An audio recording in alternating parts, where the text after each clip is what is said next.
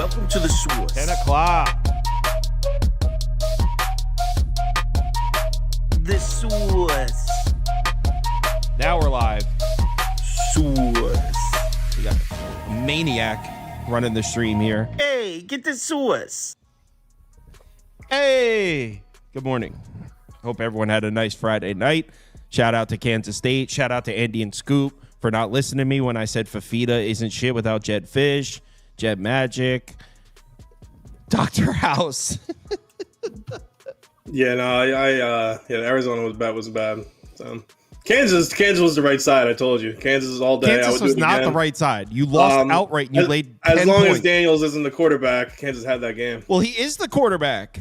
Yeah, who else are they going to play? That's a crazy thing to do it say. Again. That's like saying, oh, the Panthers were the right side if they had I think if I had the Patrick choice to do Mahomes. it again, I'd do it again. And you'd lose again. You'd lose the same amount of money you lost yesterday. That's Same exact loss. Can we get Andy's head on the screen, please? He's getting cut. I was thinking that as well. Normally he's two down on the he screen. switches Now he's his two shit above. up. Well, sometimes he's when I'm at home, I'm just sitting in a Always, chair. always friggin' switching I'm talking about it where up your on me. head is on the screen, you freak. You got me. All right. Modern day Rain Man.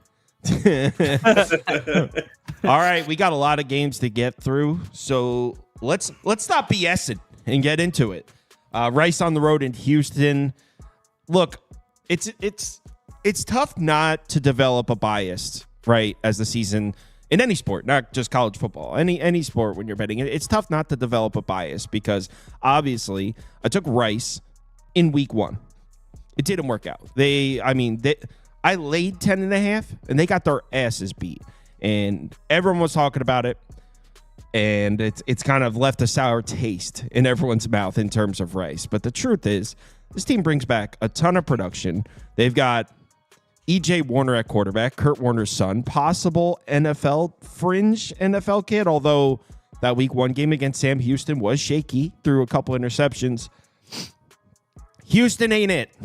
I think that was Houston's best fastball last week, and it was more an Oklahoma flat spot than Houston coming out dealing it. I wouldn't lay 4.5 with Houston to almost anybody. So it's Rice for me. This isn't one of my bets, but I really did consider betting Rice here. At 4.5, it would definitely be Rice or pass. I'll go quickly. This is also not one of my bets. I would lean Houston. I think this is a good offensive matchup for Donovan Smith. He's clearly a small game merchant, is the way that I would put it. He is good against. Hold on, bad what'd you call teams. him? Small game merchant. What does that even mean? He's good against bad teams, small games that don't matter. This is his perfect spot, and that's just who he is. I mean, there's plenty of those guys. DJ Uyunglele is the same way. I think it's a good spot. Both quarterbacks that Rice has played so far, the Sam Houston quarterback ran for 56 yards. The next quarterback only ran for like 10 yards, but he actually had a couple of good rushes, but he got sacked a couple of times. So this is a good spot for him to run around the field, do it. They should run as much as they can today. They have a good running back, Parker Jenkins, too. So they should be able to run on Rice here. I'm not going to say that I have a bias against Rice either. From week 1, I thought that was a terrible game, but I think that was their worst fastball. That was Rice's worst game. But it was really bad. So I would lean Houston just because I think the matchup is good for Donovan Smith. So, yeah. Small game merchant, he says. Small game merchant.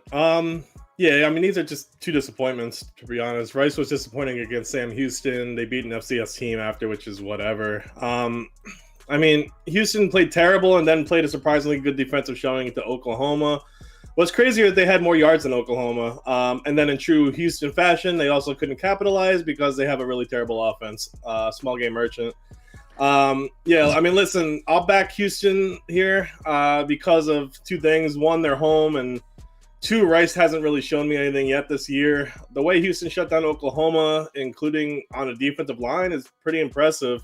And really, Donovan Smith didn't do anything too bad. He only missed 4 throws. 1 was picked. And, I mean, they were one-dimensional since they can't get anything going on the ground. But here, I don't think Rice is going to get anything going on the ground either. Houston's great stacking the box. And E.J. Warner hasn't shown anything yet, including his time at Temple. So I think they'll pressure him. I think he'll make mistakes. And, yeah, I would back Houston. But like you guys said, I didn't actually bet this. So. Next game.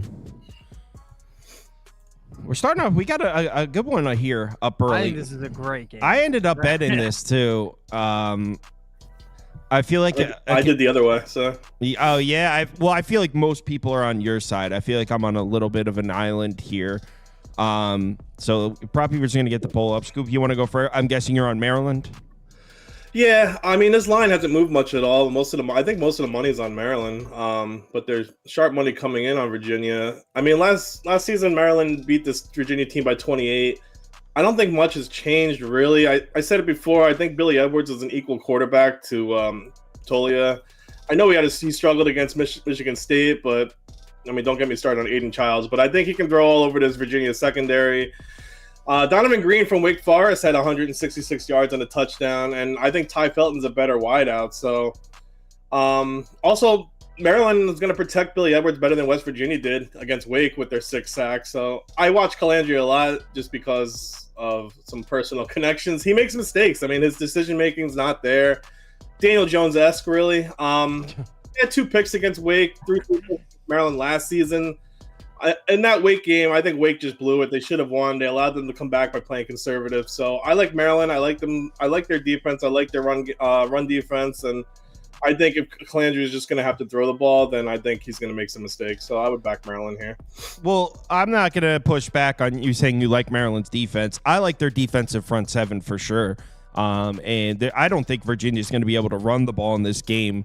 But it's not even the worst look because Virginia doesn't run the ball. I mean, this is a team that wants to throw the ball with so we went. I see what happened there. We went live for a minute on a different stream. Just sitting there. But anyway, so Virginia isn't really a team that wants to run the ball, right? They want to throw the ball with Calandria. And one thing Virginia can do pretty well, they brought back all 5 offensive linemen, and the run game hasn't really been there. But they're good in pass protection. They're 10th in pressure rate, allowed 19th in pass blocking grade. So Calandria is going to have time. The weak spot of this Maryland weak spot of this Maryland defense is the secondary. And on the other side, Virginia's bringing back 5 of their 7 starters on the defensive front. I don't think Maryland's going to be able to run the ball either. In my opinion, this game is quarterback versus quarterback. Look, Virginia is not really known for its defense. They had a bad defense last year, but like I said, they brought back 5 of 7 starters on the defensive front, 48th in the country in yards per carry allowed. They're rated 47th in effective rush. It's quarterback versus quarterback, and in my opinion, I'll take Calandria, who I think is slightly better, more experienced, and at home here. So yeah, I bet Virginia. It's not one of my favorite bets or anything, but I did take Virginia. Yeah, I have 2 bets in this one. I believe that one of them is one of my favorite bets, and that's Virginia. I think Virginia plus. I got plus 2.5, but you can put plus 1 up for me. I think they're going to win the game outright. You said it. It's going to be quarterback against quarterback, and I like Calandria. I think he can throw the ball like crazy. I know it was against Wake last week. You look at it, and we talked about how bad Wake's secondary was and how worried we were for Wake's secondary. The numbers are nearly identical for Maryland so far this year, and Maryland also played a good quarterback last week, and he tore him up for 360-plus yards. So, I mean, clearly the secondary is going to be an issue for Maryland, and it's early in the season, but that's going to be the case. It was an issue last year. They gave up over 280 yards passing in each of their first 3 road games last year, too. So this was an issue last year. They were getting thrown on last year. So I have Virginia plus 1 because I think they're going to throw all over them. And because of that, I also have Calandria over 260 passing yards at minus 115. I think this is just all over. They're going to throw the ball. They don't try to run, and they can't really run at all anyway. So, yeah, I think that this is a good spot for Virginia overall. All right. Cavs up. Scoop on a Maryland island here. Next up. Polls on Maryland, though. Yeah. It looks like the viewership is with you on Maryland. Yeah, people have bet Maryland this week because it opened at 3, I think, or 2.5 for Virginia. So it went down. No, I thought it was the opposite. I thought it opened up as Maryland minus 3. So that means, right? Oh, yeah. My bad. Yeah. The opposite. All right. So BYU at Wyoming next. And this one... this is a pass for me. I mean, I really don't know what to do here. You got BYU coming off the big upset win, and then you got Wyoming coming off the big upset loss. So sports betting logic, this is where you take Wyoming to bounce back because they just got embarrassed at home. Meanwhile, BYU just upset, what was it, SMU? Like, huge game. I think it was on a prime time. It was prime time and all that. So Friday night. Yeah. So, like, sports betting logic, this is where you take Wyoming to bounce back. That being said, I don't trust Svoboda at all. Wyoming should be able to run the ball here on BYU. But I know that Wyoming plus 9.5 probably going to be a pretty heavily bet dog here, but I don't trust Svoboda at all. I think he looks pretty bad, and you know what, Retzlaff, he's making me a believer. So it would be Wyoming or pass, I guess, but nah, I'm good on this. I think BYU is better than people think this year. I had them to cover against SMU, who they beat outright, and Wyoming's not who we thought they were. They are who we thought they were. I mean, I'm not sure if they're rock bottom bad like some teams, but it's getting close. It's sad because this was a rivalry which was fun. Wyoming really just has no offensive game whatsoever right now. They're relying on their defense. BYU beat them 9 times in a row. Honestly, I don't want to touch this game because this seems like a super trap game, to be honest. I think this game's going to mean more to Wyoming, and back-to-back road games for BYU. I would lean Wyoming, I guess. I really don't have any interest in backing each team. I think it'll be a tough game for BYU. But like you said, Svoboda completed 10 completions against Idaho. So, I mean, Western Michigan is also the only team with fewer yards than Wyoming this season. So, but still, I don't like it. It feels like a trap. Not doing it. Not touching this game. Yeah, and Svoboda, not only did he struggle against Idaho, but he looked really bad in that Arizona State game in the opener. So he's going to have to show me a good game before any of my money goes on Wyoming. I'm gonna also I'm not betting this. I'm gonna pass, but I would lean BYU.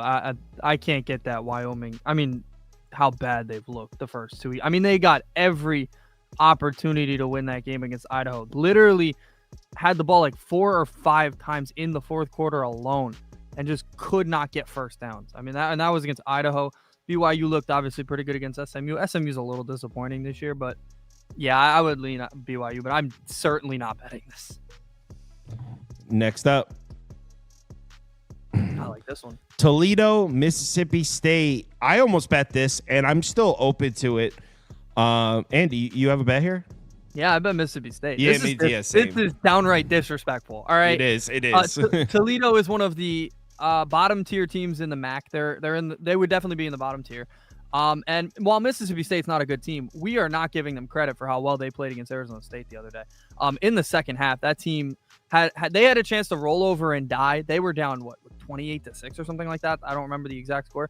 They came storming all the way back and almost had a shot. They had the ball, I think, with a chance to win it. Yeah, they got ran all over. Doesn't matter. Toledo's not going to run the ball like that. This is just a downright disrespectful line overall. Blake Shapen's been really good to start the season. I think he's going to continue that today against Toledo. I mean, so a home SEC team, only 10.5 point favorites against the one of the worst teams in the MAC is unbelievable. So yeah, Mississippi State all the way. Yeah, put up the same thing for me. I kind of want to bet this. I didn't yet, but it would only be Mississippi State here. I'm not a believer in Toledo at all. I mean, they got absolutely crushed in the transfer portal and graduation. I mean, this is not the same Toledo team that we saw play in the MAC championship game last year. Not only did they lose, obviously, a couple of the stars of the team, DeQuan Finn's gone and all that, but also all 5 offensive linemen are gone. So like Andy said, I don't even know if that Toledo run game's even going to be there. You look at the final score, they beat Toledo by 15, but that was a 1-score game in the fourth quarter. I mean, I'm sorry, they beat UMass by 15. That was a 1-score game in the fourth quarter. UMass was playing them tough. They were actually outgained in the game. Yeah, Toledo got outgained by UMass. They've been very fortunate in the turnover department, too. They're like +5 on the turnover margin already. I don't think this Toledo team is very good. This is a rebuild year for Toledo, and only 10.5 on the road at the SEC. No way. It'd be Mississippi State or pass. I might even throw a few dollars on Mississippi State before this game kicks off. Toledo's toughest opponent so far has been UMass, and they haven't even looked that sharp. I mean, Mississippi State lost to Arizona State last week, who I guess is the real deal. I have no clue. I mean, and I know that you just said looking at Toledo, they haven't saw 2 games, but against garbage competition. But that Arizona State game, then they got dominated. It was 27-3 at half. I know they're home, but I mean, listen, compare that to the Texas State game that Arizona State just had. They struggled against Texas State. They had a harder time against them than Mississippi State. So I think Arizona State would dog walk Toledo. Okay, I understand, but I wouldn't bet Mississippi State. I wouldn't bet Toledo either. I would just stay off this game personally. I think Levy's just not a good coach. He didn't do great as an offensive coordinator at Oklahoma. There was a reason Oklahoma fans were happy that he left. I mean, now Oklahoma doesn't look great offensively in general after 2 games. They've But fallen off. Mississippi State just doesn't have a good passing game. They look to be out physical, like you said that the other day, not a real word, but Arizona State ran all over them. Yeah, I mean, listen, I'm not betting it because I don't know how good Toledo can be. It's been 2 games Not where they good. haven't played anyone, but Mississippi State's not good. They're not Bro, good. they're so. still Dude, first of all, Like, they're not what are you the worst trusting? SEC No, team, but Okay, they're not the worst SEC team, but they look like shit so wait, far. this is- They So might what are you- be, What are you Andy. betting on? you didn't let me finish. All right, I don't think they are the worst SEC team. They might but be. even if they are the worst SEC team, the worst team in the SEC is far better than Toledo. I don't think so. I think people are hung up on Toledo from last year. This is not. Yeah, this is not your. that team. This I would is- just caution against betting Mississippi State because Mississippi State is a garbage program. This is not your grandfather's Toledo team. All right, next game. Ole Miss versus Wake. I mean, I don't understand why this is only 21. I mean, it's not. Ole Miss has Georgia Southern on deck, so it's not even like it's a look ahead spot. I thought if you asked me to guess this line, I would have said 35. I don't know why it's at 21. Ole Miss should beat the brakes off of Wake Forest. It would only be Ole Miss or pass here. I'm going to take a piss real quick because I'm not going to make it till 12. Okay. Yeah, I mean, Wake Forest threw all over Virginia and then blew it late. Like I said, Donovan Green had a big day, but against Ole Miss, even at home, is a big ask, especially against a middle-of-the-road ACC team. And this Ole Miss team is great. 7th in offensive rating against a Wake team that's 70th in defense. And, I mean, sure, like I said, with the Toledo game, Ole Miss hasn't played anyone. Furman in Middle Tennessee, who's probably going to finish at the bottom of the Conference USA. But still, they've only given up 3 points so far, and you can tell this Ole Miss team is going to be a dominant team and has a chance to compete for an SEC title. We know Jackson Dart's going to be a first-round draft pick next year. He's great under pressure, great in the pocket. Plus, I think I'm the only person who actually likes Lane Kiffin in general. I mean, Wake Forest may be mad losing at home to Virginia, but you can be mad all you want. Ole Miss is going to stop the run. Backmeyer won't be able to do much, and the front 7 on Ole Miss is just insane. This should be an easy win for Ole Miss. Like Kyle said, I think this should be 4 or 5 touchdowns. So Wake Forest is decent against maybe ACC teams, but they're not going to compete against Ole Miss. Prop Beaver's on a freaking heater today. I agree. I was surprised when I saw the line. The line was 24.5, I think, at the beginning of the week. It's been going down significantly, which is weird to me. I got it at 20.5 yesterday. The moment I saw that, I bet it immediately. I was waiting for it because it was going down at such a quick pace. I had a feeling it would. The thing about Ole Miss and the thing about Lane Kiffin people don't quite understand is they don't stop. As much as we're going to talk about Georgia in like 6 or 7 games and how Kirby Smart is usually pretty respectful to his opponents, he usually stops scoring.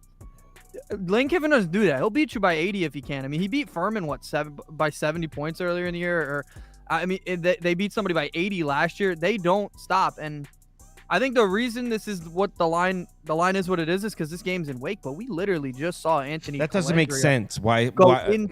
We just saw Colandrea go into Wake and throw all over him. What the hell? So do you why think is this line Jackson 21? They're playing against 80%. It's not even the offense. Mississippi State. I mean, Ole Miss's defense is going to destroy them. Well, Ole Miss's defense is their weaker part of their team, but it looks clearly improved. Granted, it's been against bad teams. I don't know why the line is like this. I think it's crazy, and I think this game's probably going to be a 35-40 point win for Ole Miss. Wake literally got thrown all over last week by Colandrea. Now a Heisman candidate quarterback comes in, and you think he's not going to do the same thing? He's probably going to do worse. So, yeah, I think it's going to be bad. Yeah, I mean, I didn't bet this because this line doesn't make sense. And look, everyone's going to be taking Ole Miss here. If Wake Forest keeps this close, it's going to clean everybody out. So it'll only be Ole Miss for me. Let's go to the next game. What's next on the list?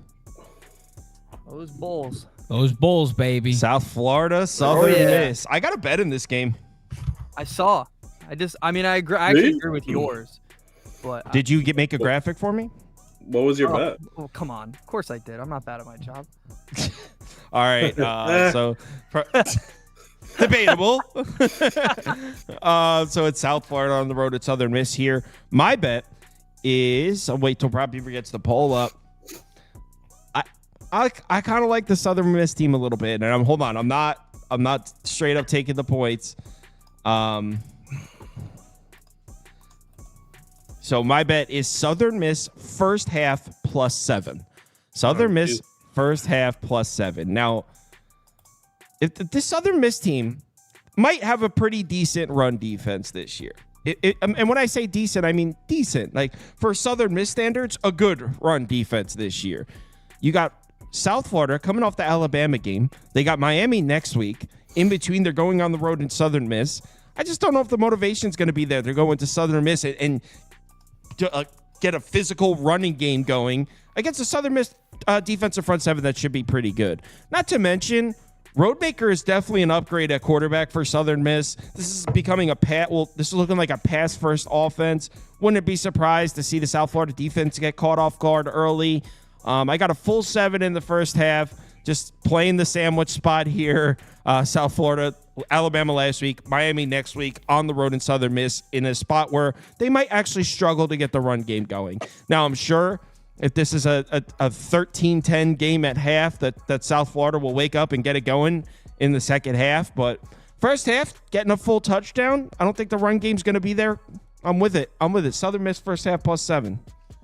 I agree. I think that's exactly how this game is going to go. That is exactly how I said. I think it'll be close at halftime, and then South Florida will do what Alabama did to them in the fourth quarter. They will go crazy. I've been very clear. I love this South Florida team. So he's on South Florida, I think. I'm on South Florida, but I do agree with the first half being very close. Okay. That was a bit hard to read there, Andy. Yeah, no, I wasn't. Yeah, I don't know why I said it like that. That's on me. But yeah. I completely agree. I'm on the other side. No. I'm just saying, I agree that the first half will be close, and that's what he had. But yeah, I think that this South Florida offense is better than Kentucky's offense, and Kentucky had 31 in 3 quarters against Southern Miss. So I think that they will score, but I think it'll take time. Sandwich spot for sure, because going up against Miami next week after playing a really good game against Alabama, they were down 1 point in the fourth quarter. We barely got a cover there, but they played a really good game. So they'll wake up in the second half here. Scoop. Yeah, I'm completely with you guys, and I'm on the other side. Listen, I like South Florida here. You never see South Florida as a double-digit favorite, and this was 8, I think, when it went all the way up to 12.5 now, which is crazy. South Florida's game against Bama wasn't a blowout if you're just looking at the box score. This was a 14-13 game going into the fourth before Alabama dominated the fourth quarter, but South Florida should win this game by 2 touchdowns, I think. Alex Golesh is an awesome coach. He's really turned sleeping on Southern Miss, man. No, Southern Miss. This is going to be a Byron Brown coming out party for him. He had 26 touchdowns last year for South Florida. Doesn't have one yet this year. So, plus, South Florida can cause turnovers. You saw it against Bama. And plus, South Florida runs the fastest pace in the nation. Southern Miss's defense, I agree with you. Their run defense is actually a lot better, and they're running a new scheme compared to last year, so that might give South Florida some problems. But, yeah, I just think South Florida's offense is going to be too much for Southern Mississippi to keep up, so I would lay the 12. All right. I'm on my own little Southern Miss island, although I will say I don't know if I would take the full game plus 12.5. Can they keep it together for the full game? I did bet that, though. One of my smaller bets. Next up. What's next? Vandy, Georgia State. To be honest, I'm a little weirded out by the total here. Georgia State, I kind of have as just a total wild card here. First of all, the coaching staff is brand new, right? They brought in the head coach was the running backs coach at Georgia last year. So we got a brand new coaching staff, a lot of new players. So they did well in the portal. So it's not that the team is worse. It's just new. So I'm having trouble getting a feel of what we have here in Georgia State. And to make it even worse, not only did I not really know what to expect from Georgia State coming into the season, but we've kind of seen two different Georgia State teams in these first two games. I mean, that Georgia Tech game, yeah, they lost. They didn't cover. Georgia Tech won by 23. That game was a lot closer than that score indicates. Georgia State, I believe, had 3 drives, first and goal inside the 10, and came away with 3 total points. So, yeah, they lost by 3 scores, but that could have very easily been a 1-score game against Georgia Tech. They were running the ball on Georgia Tech. And how do they follow that up? Well, they almost lost to Tennessee Chattanooga. So don't fade our man Pavia, man. No, I this is a straight pass for me. I think it goes over 44.5, but I also think that number's suspiciously low. So I didn't bet it because this Georgia State team is just not something I am comfortable saying I have a feel on right now. Andy's a Georgia guy, so I think Andy likes his Georgia State team. I mean, I like the coaching staff. I think they're going to be. I said earlier in the year, I think they're going to get better as the year goes on. I just think they're another punching bag for Vanderbilt right now. Vanderbilt, if you look at their efficiency and their schedule adjusted stats, it shows they haven't played shit. Right? Virginia Tech's been awful to start the year. They didn't look good. Virginia Tech didn't look any better against Marshall. I think they won that one by like 18, but they didn't look good. So clearly, who knows what that even was, that win over Virginia Tech. And then Alcorn, I watched that game against Alcorn. Alcorn looked, I'm surprised they can even field a football team. But yeah, so I would lean Vanderbilt here. I think this is just a punching bag for them to beat here. And I know it's tough because Vanderbilt never is in this scenario where they're like, hey, they have a lot of hype around them now. Like people are like, whoa, Pavia, this team looks crazy. I don't know how they'll handle that. And I don't know how Clark Leo will coach as a team that clearly should win this game by 2 touchdowns, but I just think that they're going to run all over them. They're going to control the game. I think the total is the way it is because if you expect Vanderbilt to control the game, that means the clock's never going to stop because they're going to run the same play every single time. And Virginia Tech couldn't stop it. Alcorn couldn't stop it. And I don't think Georgia State's going to stop it. So I just think this is Vanderbilt controlling everything. Someone asked for a start time of the game. You're right. This one's 7 p.m. Eastern time. Scoop. Do I believe in Vandy? Yeah, I don't know. Maybe that win against Virginia Tech was nice, and they shut out an FCS opponent. And Andy said, it's an Alcorn FCS school, but this is still Vanderbilt. They have a hard time covering FCS games if you look at their history. Giving 9.5 on the road to Georgia State. I mean, I could see that. Yeah, Georgia State had to have that late pick to even beat Chattanooga by 3. Plus, Georgia State's 1-16 against Power 4 schools. I believed in Pavia last year. I will this year.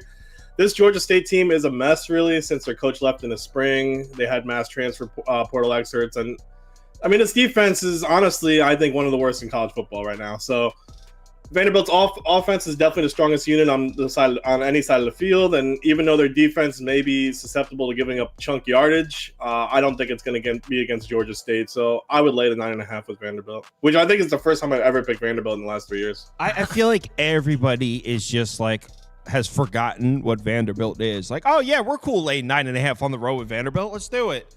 Yeah, I didn't bet it. That's why I'm not. Yeah, that's why I'm not betting it. Is because I know that I betting Vanderbilt's not smart. Like, yeah, it's not. One game, and we're like, yeah, Vanderbilt, let's fuck it. Let's lay 14 on the road. Like, they dominated Alcorn, though. You see that? All right, let's go to the next one. Weird road game, too. I don't know why it's a road game. Virginia Tech, Old Dominion. So Old Dominion is in my... Oh, man. And let me just put a disclaimer. If you tailed that, or are planning on tailing that, please be responsible. I mean, I put high risk on it for a reason. And I always have to say this because last week's high risk parlay hit for plus 1,500. So then when that happens, you always get a bunch of people like, yup, this is the bet. So Old Dominion money line is in my high risk 2-pick round robin that I posted last night. So I do think there's a realistic chance they can win this game. And when I say realistic chance, I mean at the price. They're 17. Was it still at 17, this line? It was 17 this morning. 16.5. Yeah, I think there's a realistic chance they can win this game. So, by the way, this is a rivalry, Old Dominion and Virginia Tech. You may not consider these two teams in the same class, but this is a rivalry, and it's not one-sided. Actually, Virginia Tech has never won a game. Yeah, and Virginia Tech's never won here. Yeah, right. And it was kind of recently, too. It's 2022 and 2018. Virginia Tech came into Foreman Field, lost both times. So they've literally never won a game here. The series is 3-2 in favor of Virginia Tech. The home team is undefeated in this series. look, Old Dominion had a good run defense last year. They were a bad football team, and you know what? They probably still are a pretty bad football team, but they had a good run defense last year, and they brought back 6 of their top 8 defensive linemen. And if you remember in week 1, I brought up as one of the bonus games, we didn't go through it. I was like, guys, if you're looking to bet South Carolina Old Dominion, take Old Dominion plus 21.5 because that run defense is solid. And, I mean, shit, they almost won that game. So here they are at home against a Virginia Tech team that needs to do what on offense? Run the ball. I know Kyron Jones is a superstar, but he uses his athleticism sometimes even more so than his arm. This is a run-first offense to the maximum on the road against a run defense that's pretty tough. Not to mention Old Dominion. I mean, this is a rivalry. Like I said, they're coming in with confidence. They think they could beat this team. Virginia Tech, 35th in run frequency in the country. Like I said, run first offense all the way against a good Old Dominion run defense. And by the way, what have we seen from Virginia Tech so far this year where we're laying 17? I know that there's a ton of hype, right? We all, myself included, we all thought Virginia Tech was going to be a problem this year. What have we seen? I mean, they didn't even look good again. Obviously, they lost to Vanderbilt. Vanderbilt might be dramatically improved. But then they didn't even look that great against Marshall. They had just 4.1 yards per carry against Marshall. And by the way, if you're wondering, Kyle, why don't we just take the under? Well, both these teams are running really fast paces, 32nd and 12th in the country. So like we just saw last night in the Kansas State game, the defenses didn't play particularly well. Those are just two teams that run really slow paces. So it stayed under the total. This is the opposite. These teams run really fast paces. So even if the defenses are playing pretty well, it could still get up and over this number at 47.5. So yeah, Old Dominion plus 16.5. If you're looking to take a wild shot, this is one of the money lines in my high risk 2-pick round robin. Yeah. So like Kansas yesterday, this is a turnaround for Virginia Tech, right? Both teams looked awful their first 2 games. Yeah, I mean, listen. Virginia Tech was only up 10-7 versus Marshall last week. Jones just looks bad right now. It's not so much their defense that's the problem. They held Earl about 35% passing last week. I think it's because they were playing against the god Pavia, their first game of the season that they lost. I don't know. This team's going to turn it around. They brought back pretty much their whole team. It's not this bad as what you've seen. Like Kyle said, the problem is this is a rivalry.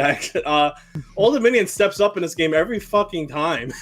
Even when they have a shit team, they play Virginia Tech hard. 2 years, Old Dominion won. Last year, Old Dominion was down 6 at half in Virginia Tech. In all aspects, Tech is a better team. I'm going to lean Virginia Tech, but I'm scared. I'm scared here. Should be scared. I'm scared. I'm scared, okay? Yeah, no, I would lean Virginia Tech, but I could definitely see an Old Dominion side here, just because, like I said, Old Dominion steps up on these games. They play them hard every single time. So, Andy? I'm on Kyle's side, and I'm scared because this was 14.5 like yesterday, and now it's being bet up to 17 at one point today. Like, why are people? It sounds like the perfect situation for Old Dominion, right? Virginia Tech hasn't looked good. Their O-line hasn't been very good run blocking. Old Dominion's been a great run defense, like Kyle said. Like, everything seems like, oh, this is a perfect spot for Old Dominion. Then, like, why are people betting Virginia Tech? Because we've seen literally like a couple of years ago they lost at this place. Like, it seems like the perfect spot to take Old Dominion. I don't know why people are betting Virginia Tech. I'm not gonna let it scare me, but it does a little bit. I'm going to side Old Dominion because I do think the actual football does match up well for them. They're not week 1, they went into an SEC building, a place that's filled right now because they think they can go beat LSU, and they lost by 4. So, like, clearly this is a good team, right? And, like, so I don't know why people are betting Virginia Tech here, but I'm still sticking with Old Dominion. Almost said Ole Miss. Definitely. Next game plays.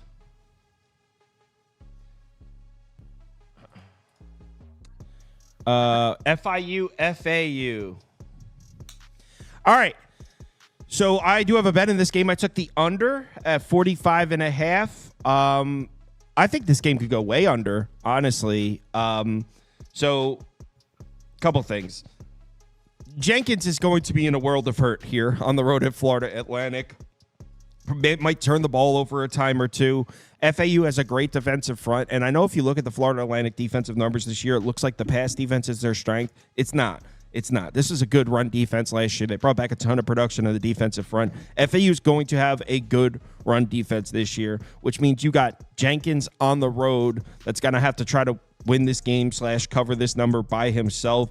And Jenkins, although he's okay as far as Conference USA quarterback standards go, yeah, this is too tough of a defense. FIU's really going to struggle to score points in this game. But on the other side, I don't know how you could back Cam Fancher and the Florida Atlantic offense in any way, shape, or form right now. They look terrible. Cam Fancher transfers in from Marshall. He didn't even look good at Marshall last year, and he transfers into FAU. They lost like everyone else on their offense. He just has nothing to work with there. It's not that I think Cam Fancher is terrible. It's just that's not a good offense at all. So I would also lean FAU minus the points, but I bet the under. And then on top of that, these two teams 115th and 71st in pace. So on top of two offenses that I think are really going to struggle to move the football, they run relatively slow paces. So I really wouldn't be surprised if FIU finishes the game with 10 points on the scoreboard. So I'm on the under. Yeah, big Florida matchup here.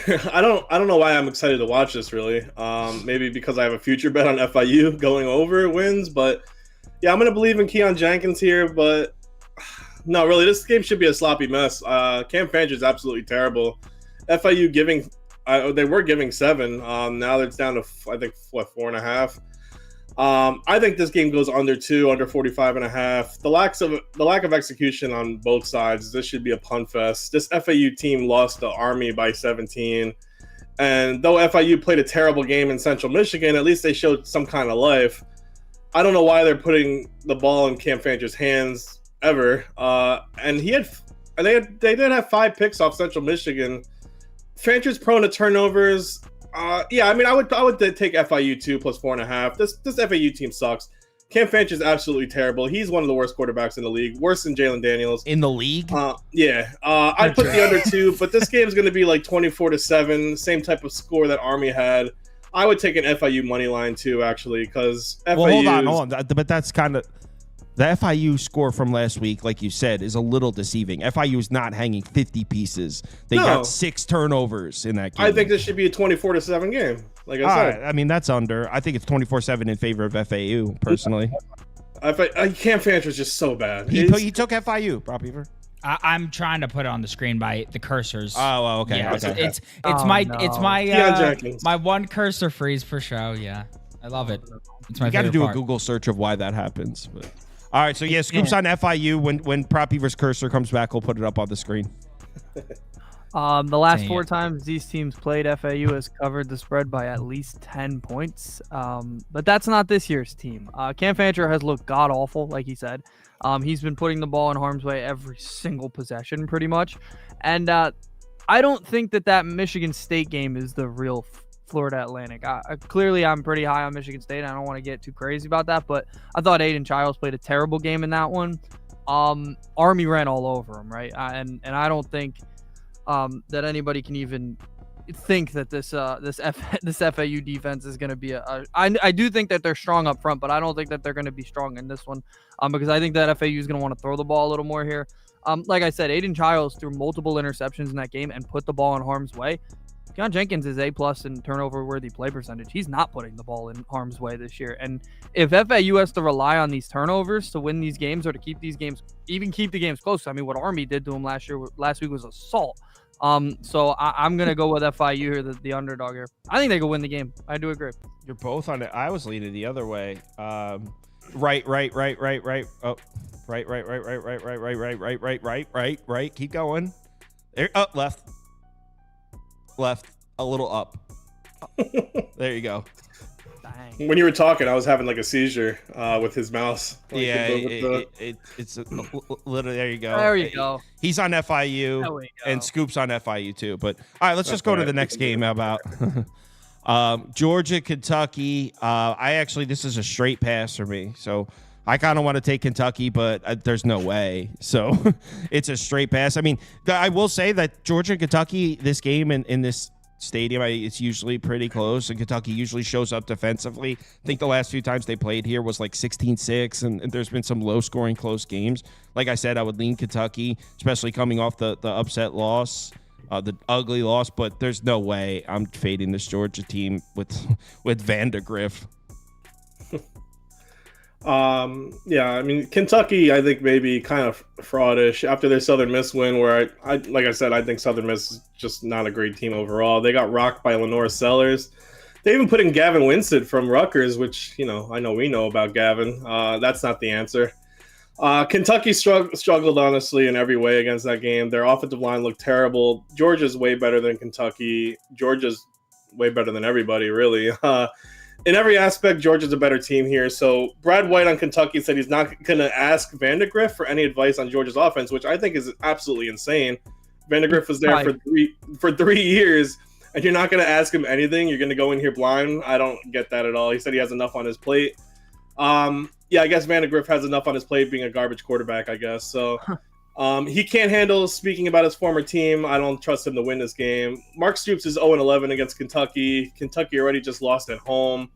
They may play a little better just because last week was terrible, but even so, Georgia's going to pull away. I think this should be like a 4-touchdown win. Prop Beaver got his cursor back. Oh, hell yeah. Yeah, you can see he was going to like flip out in any second. No, he kept his cool. He kept That's his cool. good. He's a Rare, but he did. I'm getting it Andy, together. I'm assuming you're on your boys. I would lean Georgia, but what Scoop said, I think if Brock Vandagriff handed them Georgia's playbook, I still think that this would be at least a 17-point game. They could know every play that's coming. This Kentucky team is not good. This is going to be a team that's going to be in the running for one of the worst teams in the SEC if they show up like they did last week. All they have to show for what they've done so far this year is 3 quarters against Southern Miss, like we talked about, of good football, good against Southern Miss, and then 4 absolute shit on a plate quarters at home against South Carolina. And now everybody thinks South Carolina's all good. No. Go watch the tape of that game. That Kentucky team didn't even show up for that game.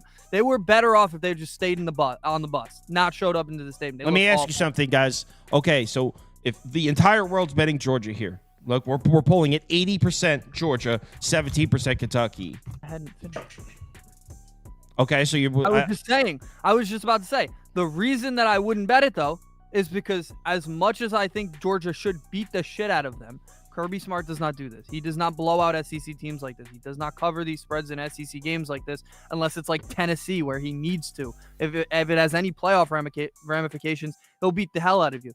He doesn't do the 35, 40-point wins. He takes his starters out in the third quarter if he has to. So I'm not trusting. I like what Brad said the other day. Lord BLT, he said the first half, that's where I'd go. If I were to go anywhere in this game, I didn't make a graphic for it because I'm not betting that. But if I were to go there, it's Georgia first half, because in the second half, Georgia could not show up and not care. So I think Kentucky's going to cover. So maybe that's how it goes. Georgia's up 20 at half and it takes the foot off gas. Maybe that's how it goes. But I mean, there was some buyback at 24.5. This line got up to 24.5, dropped down to 22.5. You know they're taking a ton of Georgia action. So clearly some sharp money came in on Kentucky at 24.5. It would only be Kentucky for me here. Let's go over to the next game. What's next? This is just a straight pass for me. I will tell you straight up. Me and Andy said this in the preview show before the season even started. I won't be placing a bet on Air Force this year. That offense is bad, and it's not just all. I don't. They lost a ton of production from last year, and not to mention that team from last year started off hot and finished looking awful. So I have no belief. I mean, Baylor should beat the hell out of them. I have no faith in this Air Force team at all. It's Baylor or pass. Didn't bet it. Yeah, so Air Force obviously run. That's all they do. They just don't do it very well.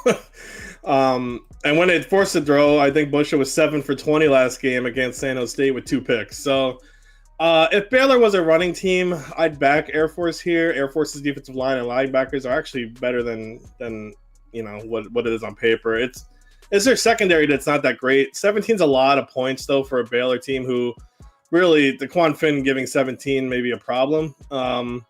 And the only reason Baylor covered that game is because Ken Rising got hurt. Let's be real. So if Air Force can generate any kind of offense against Baylor, I think they'll cover. The spread, I think, is a little too big. So I would lean Air Force. But, yeah, I mean, it's Air Force. No, Baylor. Put up Baylor for me. Air Force is bad, Scoop. People are saying, if y'all go out of order like this, at least list the start times. I mean, dude, the ESPN. All right, the start time. I mean, this is how college game day's been doing it for like 25 years. 7:30 p.m. is the start time for this one. I would actually lean with Scoop. I would lean Air Force. I think, and it's not necessarily because of like actual gameplay. I just think that the way that these two teams run the ball, it's tough to run everybody in this game is going to want to run the ball, and you're covering a three possession spread. I don't think that that's happening. And also Daquan Finn, like he said, covering 16.5. I don't care who you're playing. I don't necessarily trust him to do that. So I don't like this at all. I don't like this bet at all. I don't think I definitely didn't bet it. But I would lean Air Force here. All right. I'm the only one on Baylor. Okay, let's go to the next game. UAB Arkansas. We talked about this on the live show early in the week. I kind of want to bet UAB, but they look so bad. I bet I have a bet on this actually. Go ahead. I talked about it earlier. Arkansas first half minus 13.5. I mean, UAB's, yeah. I mean, they're a disappointment last week. UAB went from an offensive explosion at Alcorn, which is Alcorn. Even Vanderbilt beat them by a massive amount to a complete dud against Monroe. Didn't see that one coming. If this is the same UAB team that played like they did last week, Arkansas is going to tear them apart. I know Arkansas's pass rush isn't great, but it's better than UAB's offensive line, and it's just hard to trust the UAB offensive line right now. Arkansas is going to get after Zeno, who's terrible under pressure. Offensively, Jaquindon Jackson should easily get over 100, 150 yards here, I think, on the ground. He's averaging 8 yards a carry, and he's way better. I mean, that defensive line, our offensive line is going to be better than UAB's defensive line. I know Talon Green. It's Talon Green. I mean, didn't have a terrible game. He didn't have a great game. He's going to scramble around, find an open receiver. Arkansas, honestly, just blew that game against OK State with turnovers. They I think we talked about it last week. They had over 300 more total yards. They had 12 more first downs. Yeah, I mean, the problem is Arkansas just has a problem closing out games, I think, but they usually come out strong. They usually score a bunch in the first quarter. So I would definitely take the Arkansas minus 13.5 here. The first half. I guess I don't hate if you're going first half. It's just I don't know what the line would have been before UAB showed up last not week. Just UAB, but if Arkansas didn't just put like a great effort out against Oklahoma State as well. Because I feel like if we had this conversation 10 days ago, we'd all be like, oh, UAB, like on the road in Arkansas, Jacob Zeno, this UAB offense can score. It's just tough saying that right now because they look like death last week on the road at Louisiana Monroe. I laid the 11 points, like looking like an asshole. Could that have been like a sleep spot for him? Like, do you think that they do that? That was like was a pretty big UAB game up for me. Arkansas giving 23 is a lot. Yeah, so that's why I like them way more in the first half than I do full game. I honestly think UAB can win the game. We saw Arkansas lose to what was it, New Mexico State last year? Was that Arkansas? No, that was Auburn. Was Auburn. Was Auburn. Yeah. But I think UAB can win the game. I think that was Arkansas's best fastball last week. As long as they're up by 14.5, I'm happy with it. They have the offense to go in and score on Arkansas. Can they make stops? Probably not, but UAB plus 23 would be the only way I'd go here. What I was about to say was we just saw Arkansas's best fastball, and it fell off a cliff. I mean, that second half was awful. They like Alan Bowman played terrible football. Their best fastball still missed the outside corner for a ball. Yeah, their best fastball sucked. That was the best that they could do, and I don't necessarily think that if they replicated that performance that they'd cover 23. Like that second half, they were getting they were getting played, basically toyed with. And in the first half, Alan Bowman looked incapable of throwing a football. Ollie Gordon didn't do anything, and they still wound up losing a game. They wound up losing a game to Oklahoma State. Like everything that Oklahoma State needed to go right went right in the second half, and anything Arkansas needed to go went wrong. So like, who's to say that doesn't happen again? And if that happens again, that's a 23-point spread that I don't think they can cover. So I like the UAB offense, and now we saw what their worst fastball looks like. So I think that they could come in and be a little bit more woken up from that and at least play better and cover this. UAB for me next game. Someone asked, we're talking Yeah, about North Texas, Texas Tech. Yep, the bottom left of the screen tells you what's coming up. If one more person comments, And you do hate the SEC. dude. I don't hate the SEC. Next up's Hawaii, San Houston, and this is a complete pass for me. Wow. Yeah, I put this on the site. This is an over for me. I took the over in this one. A lot of people are on Sam Houston, which is understandable. One of the best offenses in the country, obviously. So I'm just kidding. Hunter Watson is a solid quarterback. He has dominant receivers in Evans and Humphreys. No, I don't really believe that. But do I think Sam Houston State are 4.5-point favorites? No, probably. I think that might be a little high. But you see Hawaii, they're 1-11 with Timmy Chang as coach as an away team. Hawaii is to Houston's not a fun travel. This is going to be a ton of passing. Hawaii is first in passing frequency. Sam Houston's 14th. And this defenses are 110th and 92nd, so in the country.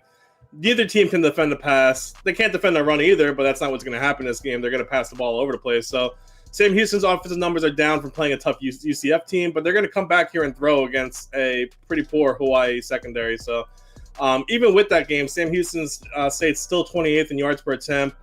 I know Braden Shager's been pretty terrible as Hawaii quarterback, but Sam Houston's defensive secondary is also pretty freaking terrible. So they can be scored on infrequently. So I'm definitely going over here, over 48. That's what I have on the website. Andy, nothing for me. I'm going with Hawaii. I'm going with the team that everybody made fun of me week 1. I didn't bet their game against UCLA at all. Look, let's be clear about what Hawaii has faced so far this year. They played in a hurricane, and then they played a really, really good UCLA defensive front that was getting pressure on them like crazy. What has Sam Houston done? Well, they caught Rice sleeping, right? Rice looked awful.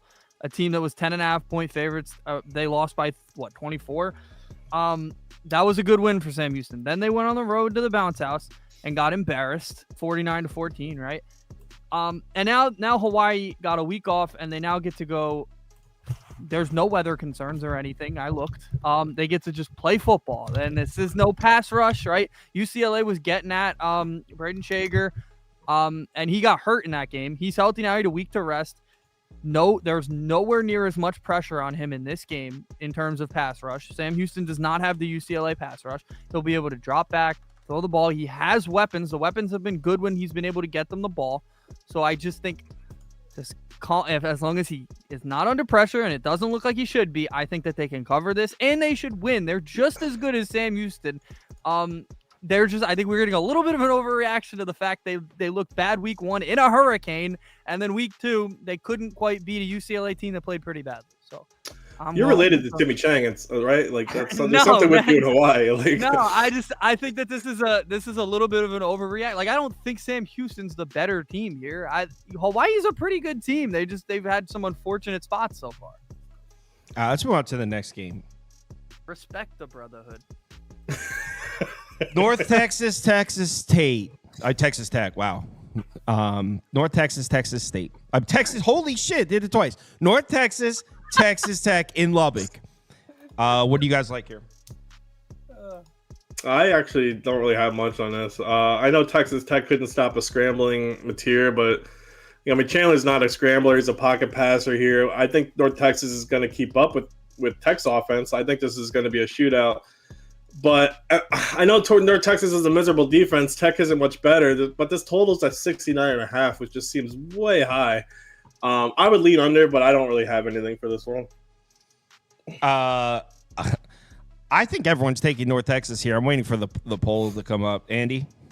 I'm on the over. I think that these teams are going to drop almost 80 tonight. It's like 70 points. It's 69.5. Yeah, I'd still take it. I know it's very high. Texas Tech's defense is bad, and North Texas isn't much better. You got two pretty good quarterbacks, Morton and no, I'm not on North Texas. I'm on the other side. Like I just think this is a bit of a shot in the dark, and I wouldn't necessarily tell anybody to do it, but I think that this is going to be an 80 plus point game. Texas Tech's defense isn't going to be able to stop anybody this year, and they went on the road. And who was it? It was Washington State last week, and they crushed them. And that's not an offense that I necessarily think is going to be high octane. I think that this North Texas team runs a pretty good pace, and yeah, they are high octane. So yeah, I'll take the over, even though it's pretty damn high. There's a lot of people taking North Texas here, and I completely disagree. I think it's the ultimate buy low spot on Texas Tech. I mean, they are dealing with some injuries here, which is tough. But I mean, that final score last week of the Texas Tech Washington State game was completely deceiving. It was 36-17, and Washington State was my top bet last week. So I was pleased with the final score, but that's not how that game looked. Texas Tech outgained them. They had almost 500 yards of offense on the road there. Chandler Morris, yeah, everyone's loving Chandler Morris there in North Texas. Dude hasn't been tested at all. They played a terrible South Alabama defense. That they lost almost their entire defensive front from last year's South Alabama. Their other game was against Stephen F. Austin. Chandler Morris hasn't been tested at all. On the road in Lubbock is a completely different type of scene, even against a Texas Tech defense that looks a little shaky. It's still nothing. I mean, Texas Tech defense that's having a down start to the season would still be one of the best defenses in the American Athletic Conference. I mean, the Chandler Morris is in for it here on the road in Lubbock. And look, Baron Morton, I know not a lot of people are big on Baron Morton at quarterback for Texas Tech. He's looked really shaky, but what did I say a few times last year? Baron Morton at home against a bad defense will look like a Big 12 quarterback. And that's when you buy in on Baron Morton at home against a defense like North Texas. That I actually don't think will be bad. Last year, North Texas defense was terrible. I think it'll be better this year, but Baron Morton is going to look like a Big 12 quarterback in this game. Look, Texas Tech had great pass protection numbers last year. They lost 3 starters. I think Baron Morton's going to have time to throw against a North Texas secondary. I think they're going to beat the shit out of them. I didn't bet this, though, because they do have a bunch of injuries. They're missing like 4 defensive starters, so I can't do it, but that's where I want to be. One more thing on you said Chandler Morris should struggle. I don't think he will, and the reason, I mean, if you look at week 1, you said him going into Lubbock's going to be tough. Week 1, Abilene Christian's quarterback. I don't know how to say his last name. I'm sorry. His first name's Maverick, which is sick. He threw for 506 yards and 3 touchdowns. I don't think anybody will struggle going into Lubbock this year with the way that defense looks. Next up. All right, Indiana at UCLA. I feel like everyone's just buying in on 9-win Indiana, and I'm just not. Including Andy. Yeah. No, I agree. It's gotten so crazy. I think I want to take UCLA. Me too. UCLA plus 3.5. I think you're crazy to lay 3.5 points out on the West Coast with an Indiana team that's got a lot of new pieces. I mean, this is basically James Madison, right?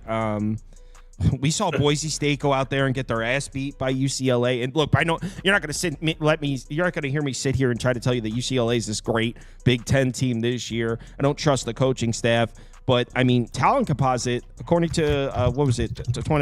I think 247 had it 29th to 57th. They got UCLA as the significantly more talented team. Now, the Indiana team's more experienced, and we like the coaching staff is certainly more experienced. They have more chemistry together. So I understand Indiana being favored in the game, but more than a field goal on the road against a team that has some talent, it would only be UCLA here, and I feel like everyone's just all in on this 9-win Indiana team. I think UCLA beats them. You can go, Andy. I don't really have much on this one. Oh yeah, I agree. I think UCLA can win the game. I don't necessarily. I'm not going to bet that they will, but I certainly think they can cover 3.5 and lose by a field goal at home. Honestly, what has Indiana proven? Like, they've beaten FIU, who's a decent team, but like clearly that's a game they should have won by as much as they won. And then they played West Illinois. Like, they didn't prove anything. And I thought UCLA played pretty. They didn't play well against Hawaii, but that was a bad spot. It was game 1. They went to Hawaii. That's a tough travel spot for anybody, no matter where you play. It's easy, maybe it's easier for UCLA, but it's still really a lot of travel. It's a bad spot to start your season. Ethan Garber's looked terrible in that game. I think he can look at least manageable at home against Indiana. Like, Indiana, again, they just haven't proven anything, and this is just a lot of James Madison transfers. They haven't played a team the caliber of UCLA, all those guys that were at James Madison. They were winning a lot of games against a lot of bad teams. This is a different breed. Like, UCLA's probably one of the bottom tier teams in the Big Ten. They're still better than a lot of the guys that transferred from James Madison. So, like, I don't understand completely the Indiana love, but if they do cover today, then maybe Indiana deserves that love. But they haven't proven it yet. Andy's only on UCLA because Hawaii gave him a big I mean, listen, the only reason this line is so low is because I think UCLA's defense is legit. Everyone's on Indiana. It's hard not to be because of that offense. I have a soft, sensual spot for Curtis Rourke since last year. So I don't know if I can trust Ethan Garbers against Indiana secondary. I know Indiana hasn't been tested by any quarterback yet also. So I don't know if Garbers is going to challenge them. Yeah, this team was shut out against Hawaii in the first half, the only game they played. UCLA's defense has been great. I think Indiana can stop UCLA also. I really have no lean here just because UCLA hasn't played. I mean, really, they only played one game, and it was against Hawaii. So, I mean, I guess I would lean Indiana, but I don't have a bet on here. All right, let's move on to the next game. I kind of think it's a sneaky spot. Oh, Notre Dame's up next? No, I have Oklahoma State, Tulsa. Yeah, okay. Sorry, Chow. I kind of think it's a sneaky spot to back Tulsa. I mean, you got Oklahoma State coming off the double overtime game against Arkansas, right? I mean, Oklahoma State also has Utah next week, which will be their biggest game of the season up to this point. Kansas State right after that. So Oklahoma State's got like the gauntlet coming up. They just survived the double overtime game. This seems like a flat spot on the road here at Tulsa.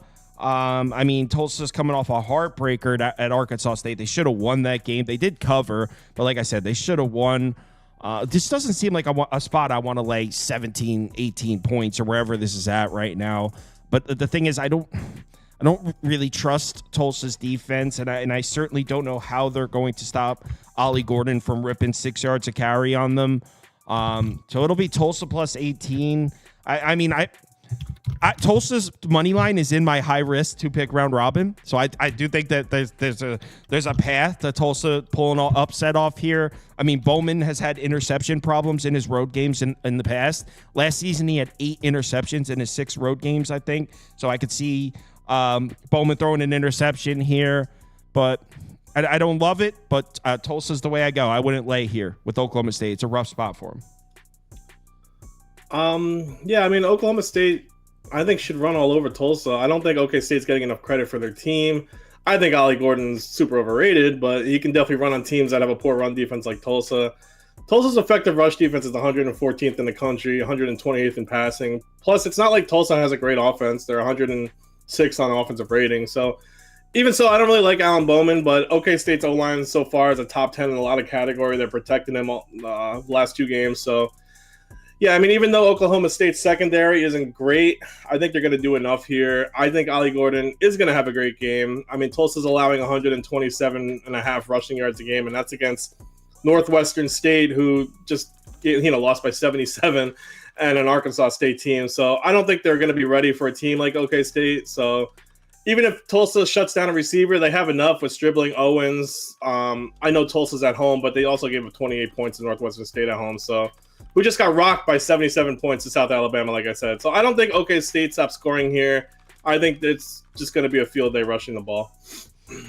Yeah, I mean, we did it that way last year, Mo. I appreciate the compliment, by the way. But people are going to complain no matter how I do it. That's just people on YouTube. They complain. All right, let's move on to the next game. Oh, wow. Yeah, Wow. First of all, Andy has a Respect pick. to Andy. And I Scoop, thought you said you passed. No, and Scoop, what was your pick real quick? Oklahoma I State. didn't, Thank you. I didn't pass. I thought you said I don't like this game.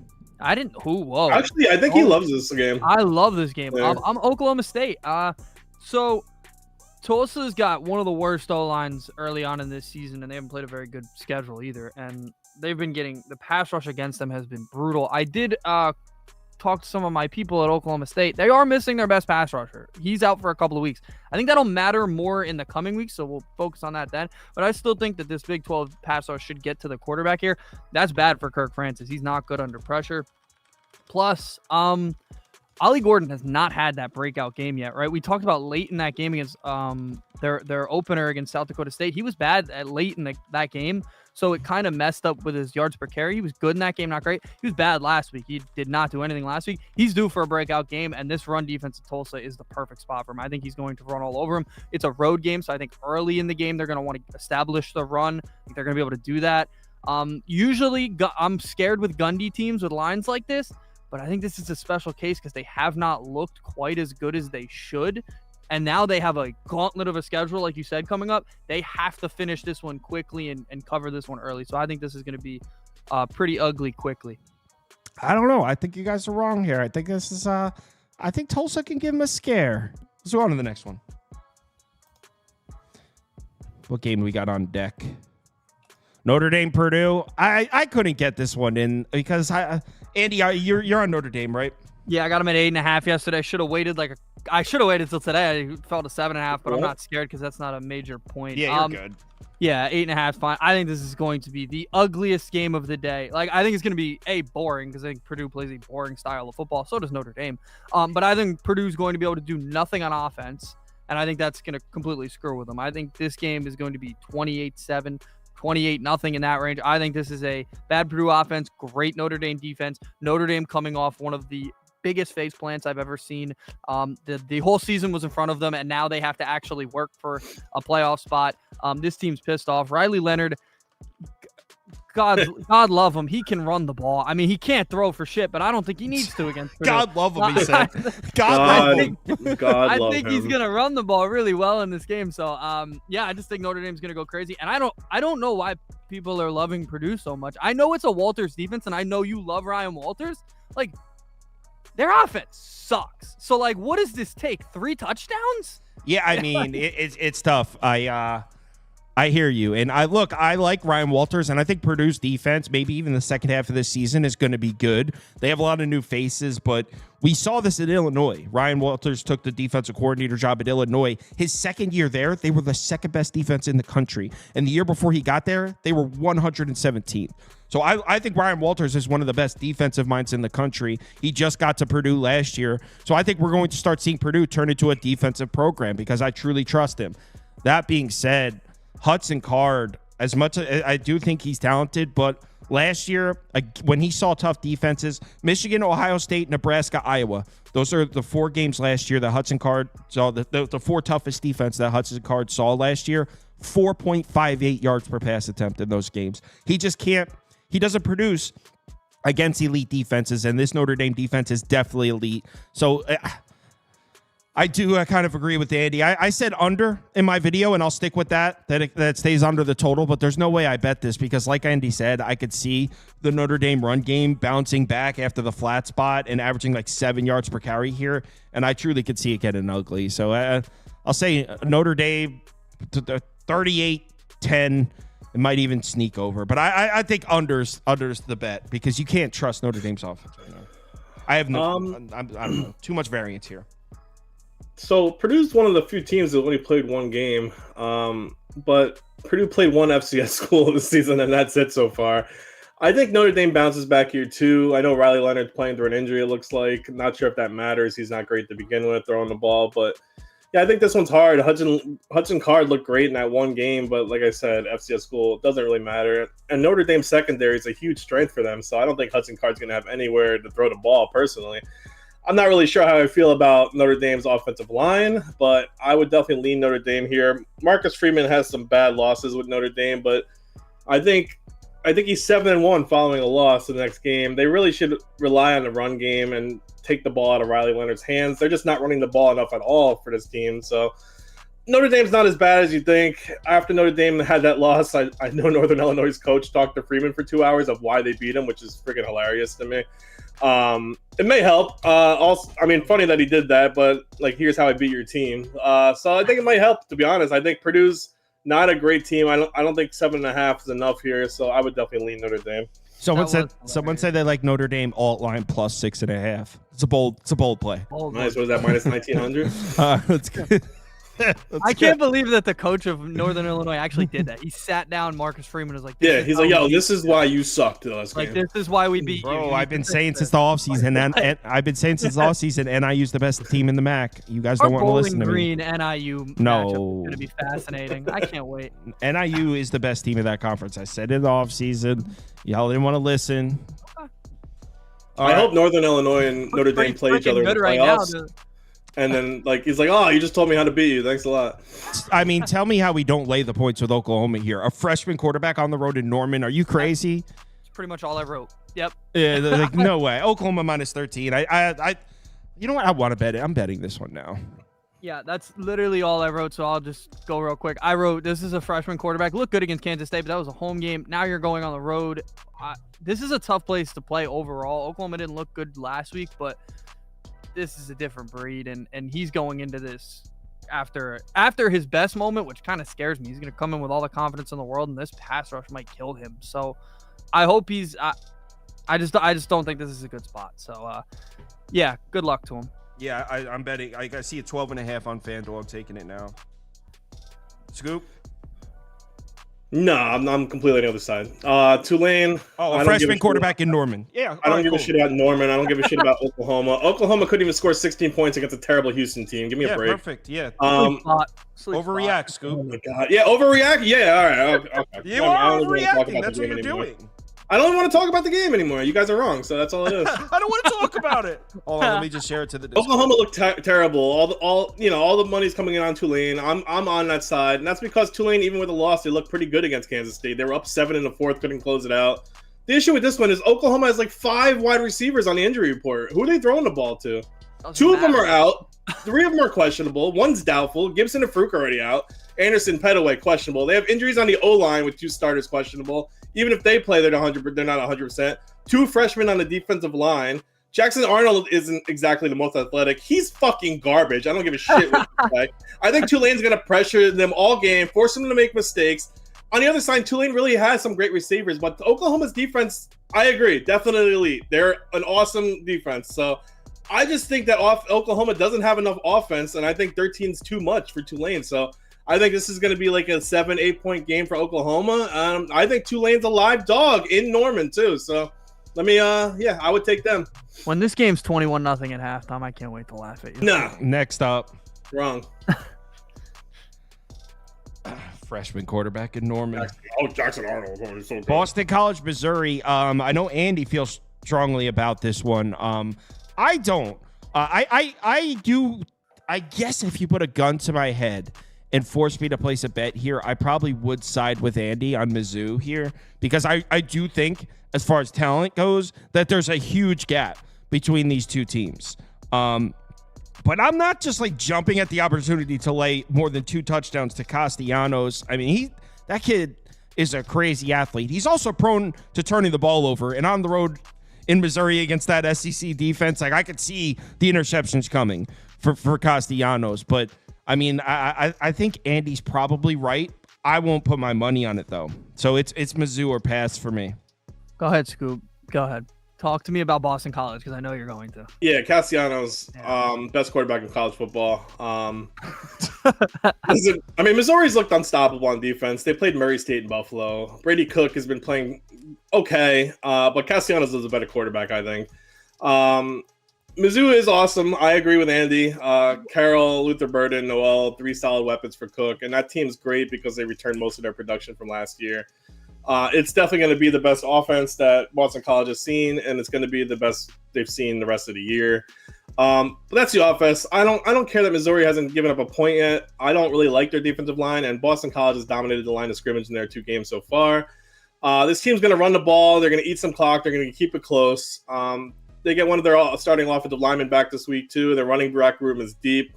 I think Castellanos can extend plays, has made the right decisions this year, last year. I think this one stays close. This was 16.5. I actually bet it at 16.5. But, I mean, like I said earlier in the week, I would go over the team total personally with 18.5 for Boston College. I just think Missouri hasn't been tested. So even a slightly average offense like Boston College, I think that more than 2 touchdowns is too much for Castellanos. So I think he can make a difference this game. Next game. What the fuck, dude? Do you just forget I'm here? Yeah, I mean, Jesus. It's like his favorite 2 bets too, and he's like, this is getting a bit disrespectful. All right, so I'm a little mad because I did get it at 16.5, but again, I think it's going to be uglier than that anyway. This is Toast loves to say a step up in class. This is a step up in about 8 different classes here. Boston College's best win in the last 2 calendar years, but that's my point. We've talked about Florida State. We're not sure how good they actually are. And clearly, Missouri is a hell of a lot better than them. Okay. Last year, this team that all this returning production that Boston College has that everybody's talked about, and yeah, it's been good so far. That returning production went 6-6. Their wins were a joke last year. I mean, it was a joke. Nobody they beat last year left that game with even a 500 record. That's ridiculous. That's bad. That's like Eastern Michigan level of bad, right? Okay, so that's the returning production angle that everybody loves. Like, oh, this is a veteran team. Great.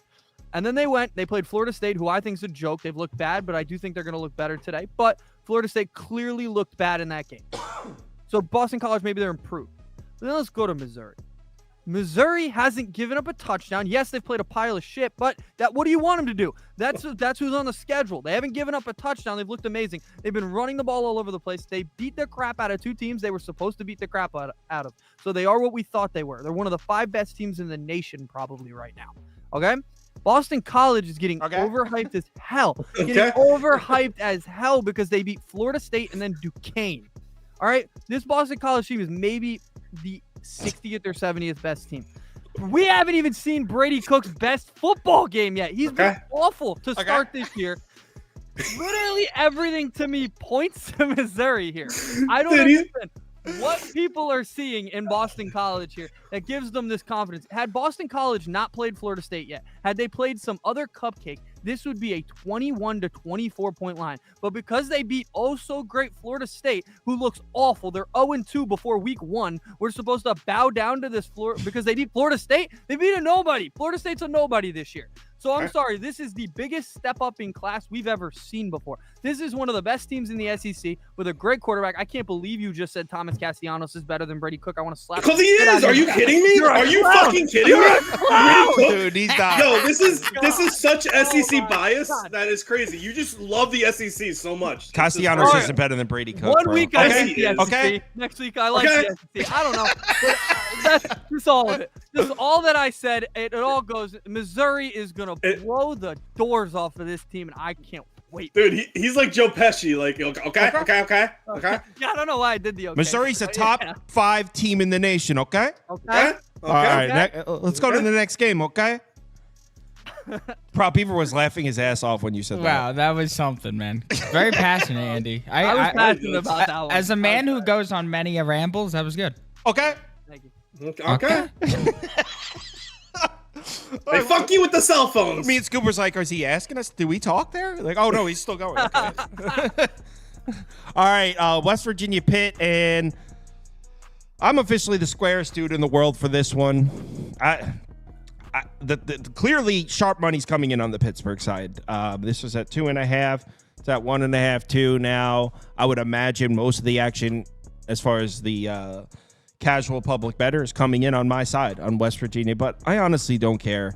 I'm on West Virginia money line here. I think I'm getting the much better football team. I mean, this is a fade of Eli Holstein in the Pitt offense, which has looked surprisingly good. And I'm not saying the offense isn't improved under Narduzzi. And look, they made a change as far as play callers too. Cade Bell is calling the plays on the offense for Pitt. You can put up the money line, minus 135. So Cade Bell is calling the plays for Pitt, and it's working. They're running a faster pace. They're throwing the ball a bit more, and it's working. But, I mean, who have they played? They played Kent State, who then went and lost to an FCS program. And then they played Cincinnati, who, granted, Cincinnati offensively might be able to make some moves this year, but that defense is, good Lord. So they haven't played a defense that would even be ranked in the top 120 in the country yet, Pitt. And by the way, Holstein has still thrown 2 picks. He's still thrown 2 picks despite having seen anybody. West Virginia defense isn't anything special. It's miles better than anything Holstein's seen so far. So this is a fade of the Pitt offense. I'm sure they're going to make some plays running the fast pace, but the truth is I don't expect a single stop to be made by the Pitt defense. This is a defense, again, kind of same with the offense. Hasn't been tested at all. They lost their entire defensive line from last year. Their defensive line coach is gone. West Virginia might have a top 10 rushing attack in the country. The reason we don't know that is because they opened up against Penn State, which probably has the best defense, the best run defense in the country. So it's not that like we opened up the season opened up and everyone was like, oh, I guess we were wrong about West Virginia. All they can do is run the ball, and they opened up against Penn State. Like, you're just shit out of luck. That's just bad luck if you're a running team opening up against Penn State. They followed it up by averaging over 10 yards per carry last week. They're going to run the ball all over Pitt. Much better team here. Like I said, super square bet. Don't care. WVU. Yeah, listen, I was surprised Pitt even came back in that game against Cincinnati. They should have lost last week, too. They had a 2% chance to win that game when they were down 27-6. Holstein looked terrible that first half. He came out in the second half, did good, but, since he missed a couple 25-yard field goal, and like you said, they opened up against Penn State. I mean, West Virginia had a nice tune-up game here for Pitt. I don't believe in Pittsburgh, like you said, especially defensively. I think they're going to find big holes for their offensive line. I think Donaldson and White should have a really solid game on the ground. I know their run game hasn't been anything to talk about, but like you said, they opened up against one of the best defensive fronts in college football. So, and I think that their defense can stop Pitt's running game, even though their line's been extremely solid up front. West Virginia's defensive line had enough to challenge Desmond Reed. He's not going to have the room up front, so. Yeah, I mean, plus Pitt, like you said, Kent State was a fluke, 24, but they still gave up 24 plus to Cincy too. Cincy had over 6 yards per play, and I like West Virginia's offense a lot more than I do Pitt at this point. I'm not a believer in Pitt. It's been 2 games, so I just think Pitt's more of a fluky team. I do trust Garrett Green more than Holstein. I think Holstein is a bad quarterback, so I know the way he can move around in the pocket, but he still makes some terrible decisions. So I'm going to take West Virginia. I would definitely lean them. Lay to -2. Dr. House? Yeah, I don't feel strongly about this game enough to really care. I would probably just lean West Virginia with you. I think it'll be a fast-paced game. I think I'm a little scared about West Virginia's pass defense in this one, but I don't really worry too much. I think they'll run all over them. All right, next up's Colorado State, and I have a bet down. I'm on the over at 58. I don't know if I really like it anymore. I mean, it looks like Horton might not be playing for Colorado State. That's the receiver that went off on Colorado last year. Colorado State is running a bit of a slower pace this year. They're also running the ball more. But the reason that I bet the over and didn't care about that was I think Shedeur Sanders and the Colorado Buffaloes offense is going to bounce back strong after the Nebraska game. And I think they're going to score points early, forcing Colorado State to abandon their new run-first game plan and engage in a shootout with Colorado. So even though I know Colorado State's offense looks slightly different this year than what we saw last year, I still expect the shootout that we saw last year. I think it's going to come because I think Colorado is going to score and Colorado State's going to be like, well, shit, we got to keep up. So I have the over. It's one of my smaller bets. If I didn't have this bet and I was sitting here right now, it would probably just be a pass, or I might even lay with Colorado or take I'm a little worried about Colorado State scoring, especially if Horton's not going to play. So it'll be over or pass as far as right now, but I am holding this ticket at 58. Go ahead. I'm actually on the exact same bet. So I think Colorado State will be drawn back into the pace that they have to play. So I think they'll get down early. I don't really have a side here. I don't think I don't love Colorado as a team right now because I think that they are coming off getting punched in the mouth, and that can affect the team either positively or negatively. And I think Colorado State's woken up for this game so much. Like that they've been talking loads of shit about this Colorado team, and they're upset about what happened last year. But like, show it on the field, dude. You've looked like shit. You didn't do anything in Texas, and then you went up against Northern Colorado and didn't look good there. Like, you want to talk about Colorado? How about you do something on the field for me? So I can't really back that team aside either. So I'm not betting aside. I just like the over. I think a lot of points are going to be scored. Scoop. Yeah, I love Dion. Good person, good personality. But listen, Shedeur threw his line under the bus last week. I'm not sure that's a great motivational tactic. I think this line's about right, though. As long as Colorado State is catching points at home to Colorado and more than a touchdown, I'm still going to take Colorado State.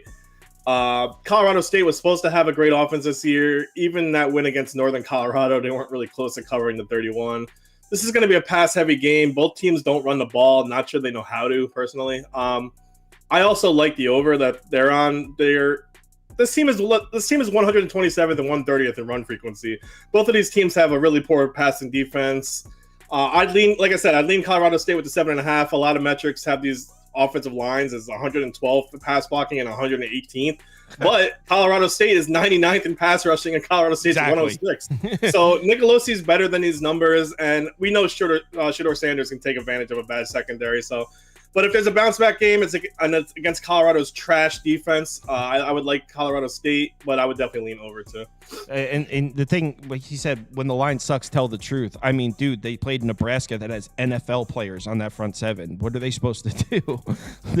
They were like literally up against NFL players. Whatever. Next up, Nebraska is going to be about 7-0 or 8-0 in a few weeks. Yeah, and we're not going to be looking at that the same. That Nebraska defensive front is like top. They're going to be sending 3-4 guys to the NFL. It's loaded. Next up, LSU, South Carolina, and so what I have in this game is, and I'm sure Andy probably made me a graphic. I posted this bet early. I've had this bet down for like 6 days now. I think LSU covers. What I actually have down is the South Carolina team total under. If I was to place it right now, I'd probably just lay the 6 with LSU. So probably if you want to hook me up with both graphics, LSU -6 and South Carolina team total under. That's where I feel that's where I'm at in this one. Really like the LSU defense in this one. What is the weakness of the LSU defense? They struggle to stop the run, right? South Carolina can't run the ball. South Carolina hasn't been able to run the ball in like 4 years, man. Like they were terrible running the ball last year. They bring in Rocket Sanders from Arkansas through the transfer portal, who was cool last year, but he hasn't been healthy in a couple years, and they're averaging like 2.9 yards per carry. So I don't even think South Carolina is equipped to exploit the weakness of LSU. I mean, South Carolina hasn't had an effective running game in a while.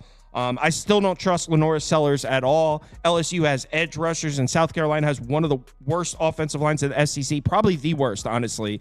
They cannot, last year was Spencer Rattler running for his life. Lenora Sellers this year, one of the more pressured quarterbacks in the country.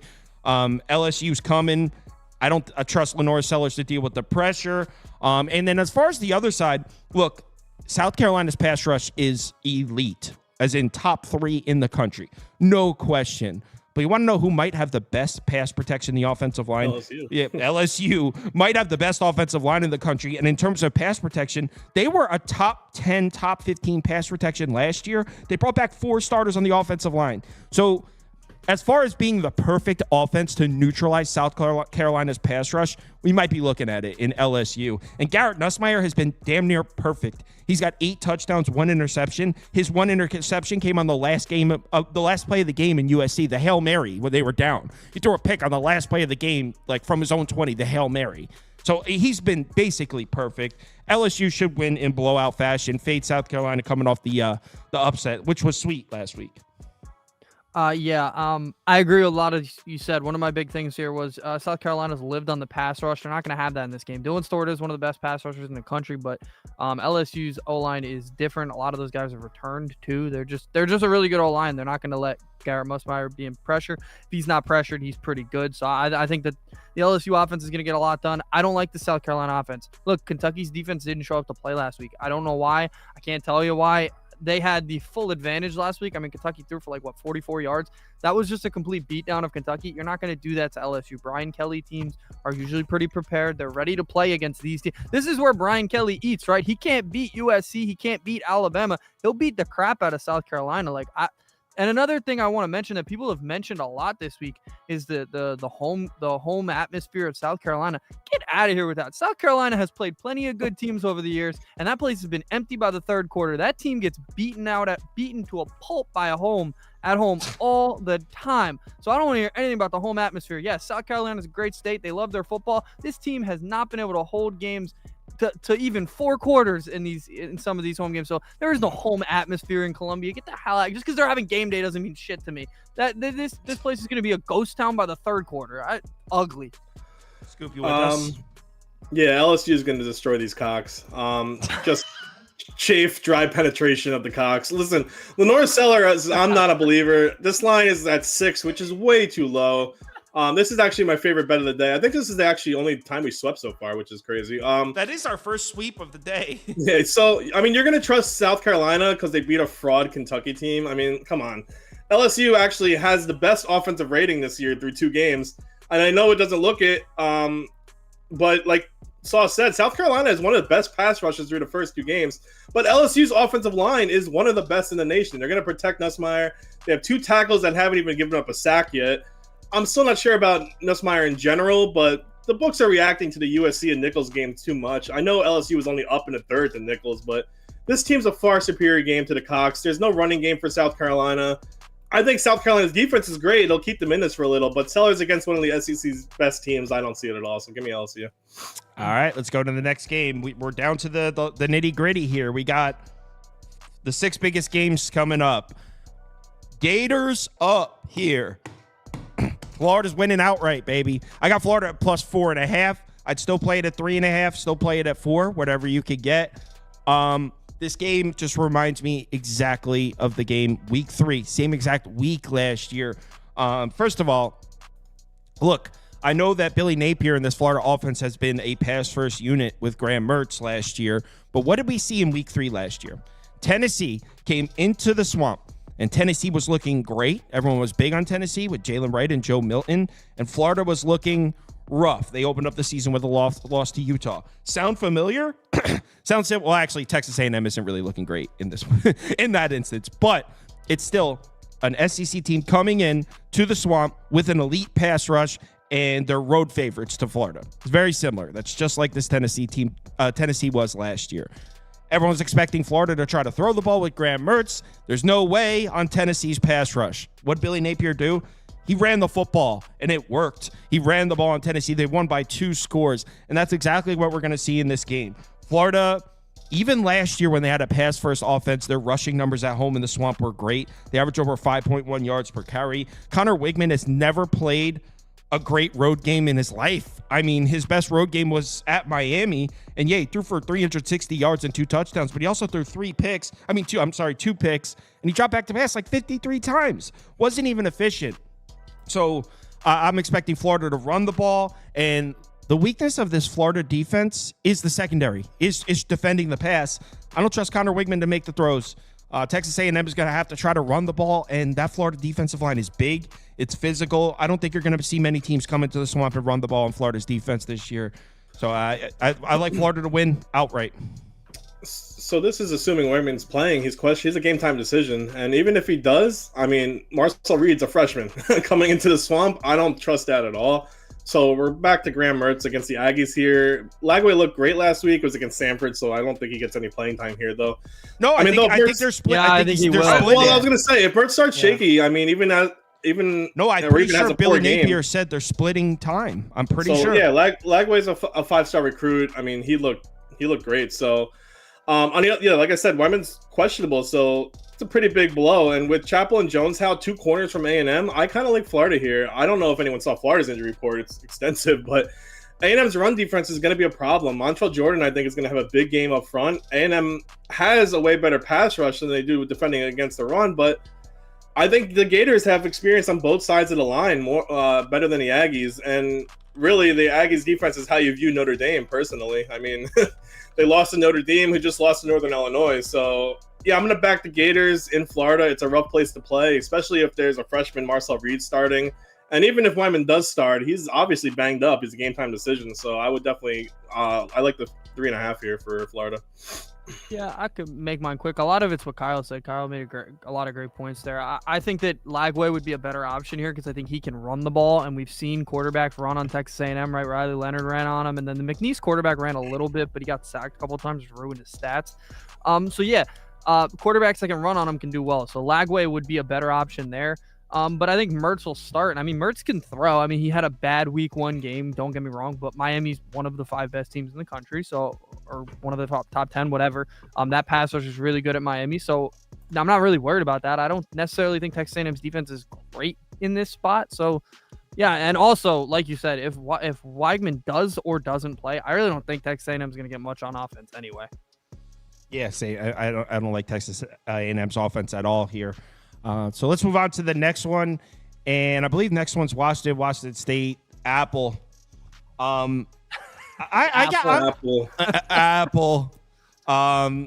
got nothing here. I think Washington's the much better team, and I think it's a good spot to fade Washington State coming off a very deceiving blowout win. Talking as somebody who had Washington State money line as their top bet, they didn't look nearly as good as that score indicates. They won, but 36-17 or whatever the hell, 37-16, whatever the final score was. They gave up 500 yards to Texas Tech in that game. I think they're going to get smoked here. I think Washington wins comfortably, but a rivalry game, and now it's up to 5.5. It's Washington or pass for me, but pass. Yeah, I know Washington played Weber State in Eastern Michigan, so Will Rogers right now has a 78% completion percentage. Looked great. I know the competition isn't there yet, and like Saw said, as good as Washington State looked, I'm still leaning Washington. I know Washington State won by 21, but they got outgained by 100 yards, and Mateer only had 9 completions because he ran the whole time. So I know Washington's basically a new team with everyone leaving, but Fish has looked fine as a coach. Their defense still hasn't given up a running or passing touchdown. So, I mean, Washington State's defense has been fine, but I think Will Rogers finds holes in their secondary. And like this team did give up 10 on 19 for third down conversions last week to Texas Tech. So Mateer's going to have to throw the ball on this one. I'm not sure he can find enough space. I just like Washington's both lines better than Washington State's too. So I would lean Washington. Eddie? I agree. The Steve Belichick defense has done exactly what they're supposed to do against those bad teams. Played pretty well. I think they've given up 7 in each game or something like that. Yeah, that's been good. And Jetfish's offense, I gotta say, it's been a perfect fit for Will Rogers. Not a lot of hype has been around him because they haven't played anybody. Averaging almost 10.5 yards per attempt. He's been really good. 5 touchdowns. If he throws one more today, it'll be his 100th career touchdown. Good for him. He's been a really good option for them. Fit perfectly. So I think this is just a better team, going to get a lot done. I know it's technically not a home game because it is neutral site. It's at Lumen Field, but I think it's closer to Washington. So I think there will be a big turnout on both sides anyway. And as mad as Washington State is that they that Washington left this conference and left them behind, I don't think that hate's necessarily going to resonate in this game as much as in the other one. All right, next game. Next game is really tough, and it's an awesome one, and a lot of people want to bet it. I had a lot of people ask me for a pick in this game, but I won't waste too much time talking about it because I don't have one. I think both quarterbacks are in for a wake-up call here. I mean, R.J. Harvey's averaging like 8 yards a carry and change so far for UCF. That's not going to happen on the road to TCU. I mean, we're finally going to see this UCF offense when KJ Jefferson needs to throw the ball. And for these UCF fans that aren't familiar with KJ Jefferson, it's not that bad. He doesn't do well I'm not anti KJ Jefferson. He just doesn't do well in these types of spots. If you look at KJ Jefferson's career, I mean, he does look at last year, does a lot of damage against the likes of FIU, Western Carolina. Small game merchant is what I would call him. Small game merchant. Yeah. So my pick in this one is under 63 because we have 2 high-powered offenses, right? But I think both quarterbacks, because what I just said about KJ Jefferson, I think you could say the same thing about Josh Hoover. He showed he struggles when pressured, really hasn't been tested yet. So I think it stays under. The reason I didn't bet this, these 2 teams run crazy fast paces. So, yeah, it's under a pass, but I'm not going to take the under with 2 teams that are both top 25 in pace. I think both quarterbacks struggle. Yeah, I'm on UCF here. This one's going to come down to how well TCU can obviously defend the run, which is one of the best in the nation. This line has also been all over the place. This was 2.5 the other way, I think, at one point. Yeah, I mean, again, run the ball, get the ball away from KJ Jefferson is the key to winning here, personally. Like I said, KJ isn't a bad quarterback, but with this run game, he doesn't have a chance to make many mistakes, which is nice. I know UCF has a poor away record usually, same as their basketball team, but outside the bounce house, this team last year only lost to Oklahoma and Texas Tech by 3 combined. So, plus, UCF's defensive line is actually surprisingly good and can pressure Josh Hoover. Plus, his TCU defense last year was 104th in total defense, 81st in run defense. I don't think that changed that much, even with a strong recruiting class. I just think UCF's running game is going to be too much, and KJ Jefferson can still make a big play when he's called upon. So I would take UCF. Yeah. Okay. Yeah. This is KJ Jefferson. KJ Jefferson. Small game merchant is the perfect way to put him. He'll go crazy against all those crap teams that are on the schedule, but when he has to go to TCU, when he has to go to, I mean, he did play decently. TCU looked great the first week. We're gonna crush. So yeah, this is just not a good spot for KJ Jefferson. This is the typical. He had a good start for me. Now he's gonna go play a shit game, and I'm gonna hate him. That's how Arkansas fans felt. That's how UCF fans are gonna feel in about 12 hours. Like. That's just how he plays. I'm on TCU. TCU defense, I think they're going to be improved from what they were last year. Right? They weren't a very good team last year. They looked good in the Stanford game, even though there was a backdoor cover by Stanford. TCU couldn't even cover Stanford. BS. It was a backdoor cover, you asshole. Yeah, this is just and also I think Scoop mentioned it. UCF's defense was awful at home on the road last year. They're really good at home. They're not exactly a team I want to back on the road. So there's no way RJ Harvey's going to keep up what he's been doing. It's not possible, and KJ Jefferson's going to have to make a play or two, and he's just not capable of doing it in big games. So I mean, asshole. Next, Sorry, 3 games man. left. Not to be disrespectful, but you're an asshole. Guys, so if for those of you that didn't get my video and aren't in the Discord and didn't get, I mean, I'm holding under 51.5. It's down to 48.5.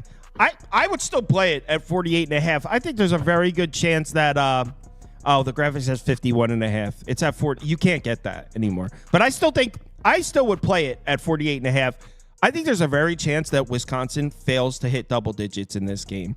That offense doesn't look great. In fact, looks about the same as last year. Honestly, I mean, instead of Tanner Mordecai, you have Tyler Van Dyke. They bring back 3 starters on the offensive line. I mean, they lose Braylon Allen. So as a whole, the Wisconsin offense didn't get worse, but it didn't get better. And this wasn't a great offense last year. So I think this experiment with Fickell just isn't working. And I mean, look, I don't like making hot takes like that, but that's what it appears to be. Fair take, though. Yeah, but not only do I not think this experiment with Fickell turning Wisconsin into this offensive program, this passing program, not only do I think that's failing, but we might be looking at the best defense in the country right here in Alabama. Not just the best defense in the country, specifically the best pass defense, one of the best pass rushes. This is also one of the best road defenses in the country. I think Wisconsin's really, really, really going to struggle to move the ball in this game. Now, instead of laying the 16.5 with Alabama, I also think you can make some points for Jalen Milroe and the Alabama offense getting a little bit of a wake-up call here.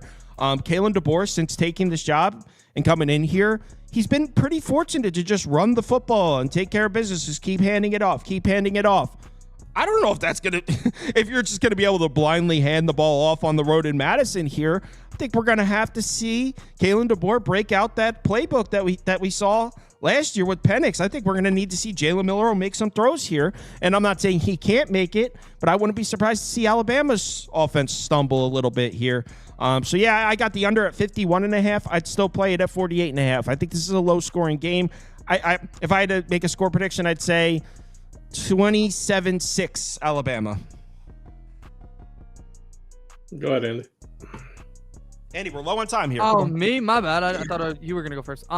Yeah, I mean, if I were to pick a side, I'd lay it. I think Alabama's going to crush them. You were right. The Fickell experiment's been weird. He tried to come in and change the way they play. They're not really like a fast-paced team that wants to throw the ball, and like kind of tried to make them that. That's just not how you recruit at Wisconsin. You can't really build a team that way. Thought Tyler Van Dyke would be better. He's been awful. His completion percentage has fallen 5% from his actual career average. He's just been not good. I thought he was going to be much better. And that was against crap. That was against a pile of crap. That was against bad Western Michigan defense. And then South Dakota last week. Like, yeah, I can't really defend that. And then Jalen Milroe, I got to give him credit. Last week, that's a good South Florida defense. They're much better than they were the year before. They improved a lot. The portal good. And they had 3 touchdowns called back on them. That turned into field goals. Like, they did get really messed up in that game, and there was mistakes. Penalties were crazy. That game had like 25 penalties or something like that. And also, Milroe made a couple uncharacteristic mistakes. Doesn't usually fumble the ball. Fumbled on a snap. That was big. Like, I don't think he's going to do that. I think that they're going to clean that up. I know it's a road game, but and Camp Randall is a hard place to play, but I think they're going to clean all that crap up and they'll be fine. They still want to they played a pretty bad football game, made a lot of mistakes. They want to winning by like 30 against a pretty good team. So, yeah, I would lay it, but I'm not like 100% comfortable. What about you, Scoop? My favorite bet is Wisconsin team total under. I got it at 16.5. I don't think this Wisconsin team is going to move the ball whatsoever. I'm not a fan of this Wisconsin team. Their defense is pretty legit. The problem is I don't trust Tyler Van Dyke at all to throw a football, especially against this Bama team that right now ranks first in yards per attempt and 2 in defensive efficiency.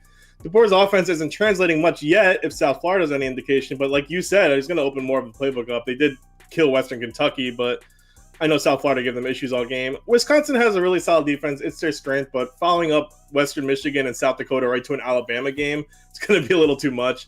Plus, one of their best defensive linebackers, Chaney's going to miss the first half of this one, which is one of their best defenders. So One issue Bama has is their penalties. They have 20 in 2 games, which really hurt them. But listen, Wisconsin had West Michigan. They were down 14 to 13 in the fourth, and they struggled against South Dakota. So I don't see them moving the ball here against Alabama. All right. I agree, Scoop. I like that pick. Next game. DJU resurgence here. I can't believe I'm betting on DJU. This again. is episode 3, the return of DJU. Florida State -6.5. I'm 2-0 in Florida State games so far. I took Georgia Tech in week 1, or week 0, I should say. Then I took the under in the Boston College game. I'm going for 3-0 and 3-0 in Florida State games. The fact that this game's under a touchdown based on 2 games is crazy. This should not be under a touchdown. Yeah, Seth Hennigan's good. The Memphis offense is powerful, sure. Memphis defense is terrible. And I'm not just saying terrible like, oh, Georgia Tech's defense is terrible or Boston College defense is terrible. Memphis defense is terrible by AAC standards. They're terrible defense in their conference. This is an entirely different beast here going on the road in Tallahassee. And look, what have I said about DJU over and over and over again? You can't trust them in the big games. You can't trust them against the good teams. When does DJU cook and gain your trust again? When he plays bad defenses. Say it. Like this one.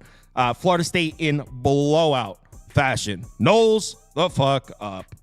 I'll go too because I'm on that as well. Small game merchant again, the third one of the day. DJU, this is where he does well. I guess this isn't technically a small game, but like he cooks bad defenses, and that's what's held Memphis back for years. That's the exact reason I don't think they're making the playoff. That's why I like USF.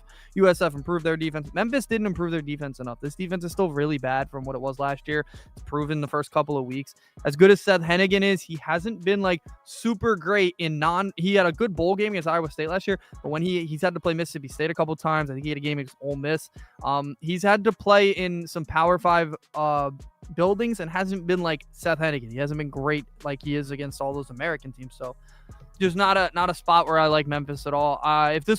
If FSU had even a decent start to the season, I think this would have been a 14, 17 point spread. Okay, asshole. Listen. So, all right.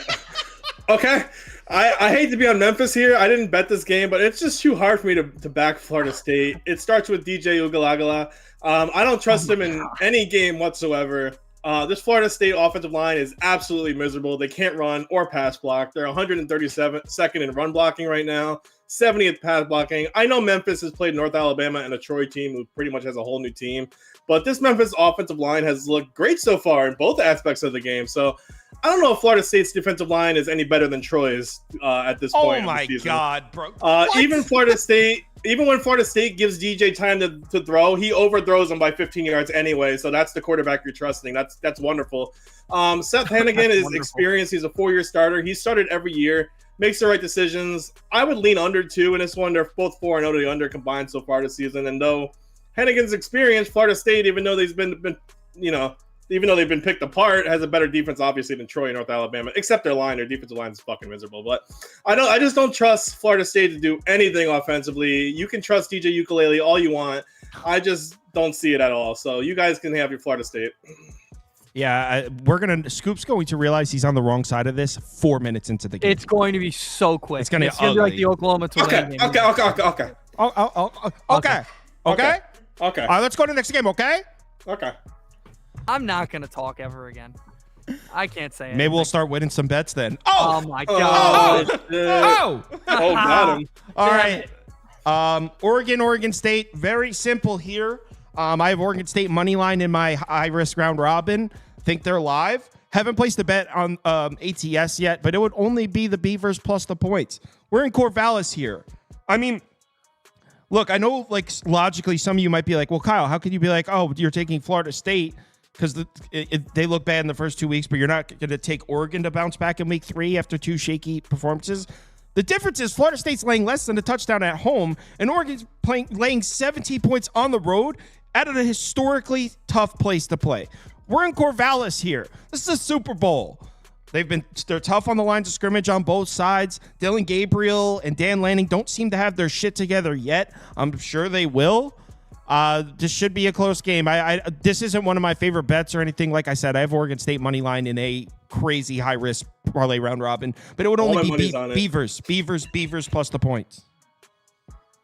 I No, go ahead. you want me to go? Yeah, I agree. I think. Oh no, I don't agree. I'm sorry. No, I think the Ducks are winning this one. I think it's gonna be ugly. Okay. I don't know why I said I agree. Okay. Yeah, I think Oregon. I don't know what the hell that was. I don't know what that was. It's been a rough morning for me, clearly. I think that Oregon's going to crush them here. I think the narrative about the hate for leaving the Pac-12 is a little overstated. I do think that these teams hate each other, but I think Oregon needs a game where they come out and they play all 60 minutes, as they've played pretty shitty to start the year against Idaho, and against Oregon State. Or I mean against Boise State. Sorry. Yeah, they just haven't looked great. I think they need to have that game. Dan Lanning's going to have them woken up for this one. He wakes teams up. He did it against Colorado last year when they needed to wake up. They woke up and they whooped ass. I think that they know they have the talent. They knew they had the talent advantage in the first two games, and they kind of just let that drive them. I think he's going to have them woken up to have to know that, hey, Oregon State's a pretty good team. You're going to have to wake up and beat them, and I think that they will. Dylan Gabriel also has been really good to start the year. Just he's taking too many friggin' sacks. Dude has an 85% completion percentage, but he's taking a bunch of sacks. Throw the ball away, dude. Like, I don't understand why he's afraid of his completion percentage being lower. Like, the sacks have been an issue. It's making his O-line look bad. So if he can throw the ball away, I think they'd be in a better spot. Andy does not respect Corvallis, Scoop. Yeah, I don't. Overrated. Yeah. Oregon. I know Oregon's looked terrible. Wait, Scoop, first of all, I agree with you're not both of taking you. the Ducks. I agree with both of you. How? We disagree. Exactly. That's the Andy's point. special. This opened at 20.5. It's down to 17. I know. Listen, the explosiveness isn't there for Oregon right now. I'm gonna lean Oregon State. Stopping the run is a problem right now, and I'm not sure what to do there. I said Genty's gonna get his yards no matter where he plays, but I'm not sure about Oregon's line right now. Gabriel gets sacked a ton against Boise. They tried different linemen all throughout the game. On paper, Oregon should steamroll Oregon State, but especially because Oregon State's one-dimensional. They're going to run the ball. That's all they're going to do is run the ball. McCoy's not going to throw a lot.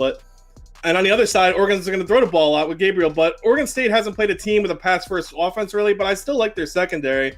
The issue, I think, is Oregon State's D-line has been awesome creating pressure, and you can see right now that Oregon can't protect Gabriel. So I know it's against San Diego State and Idaho State. I know this is Corvallis, so Oregon State's offensive line has also been great. Oregon's defensive line hasn't got any pressure. Yep. So Oregon State is going to dominate on both sides of the line of scrimmage here. It's a tough game to call, but I would lean Oregon State. And that brings us to the community parlay. Look at that timing. Community parlay, the parlay we bet, yeah. Yes, it does. Parlay for the community, we community. Oh, well, yeah, we can do the underdog first. Yeah. Oh, Andy, you think I wasn't on top of that? I know you were. I just wanted think to I make wasn't sure. on top of that Okay. little All doggy right, dog. Andy's got some prop picks and an underdog pick 'em real quick. Then we'll do the community parlay. Yeah, so for our underdog, Andy, why don't you tell the folks, you got a TVD in here? Yeah. Okay.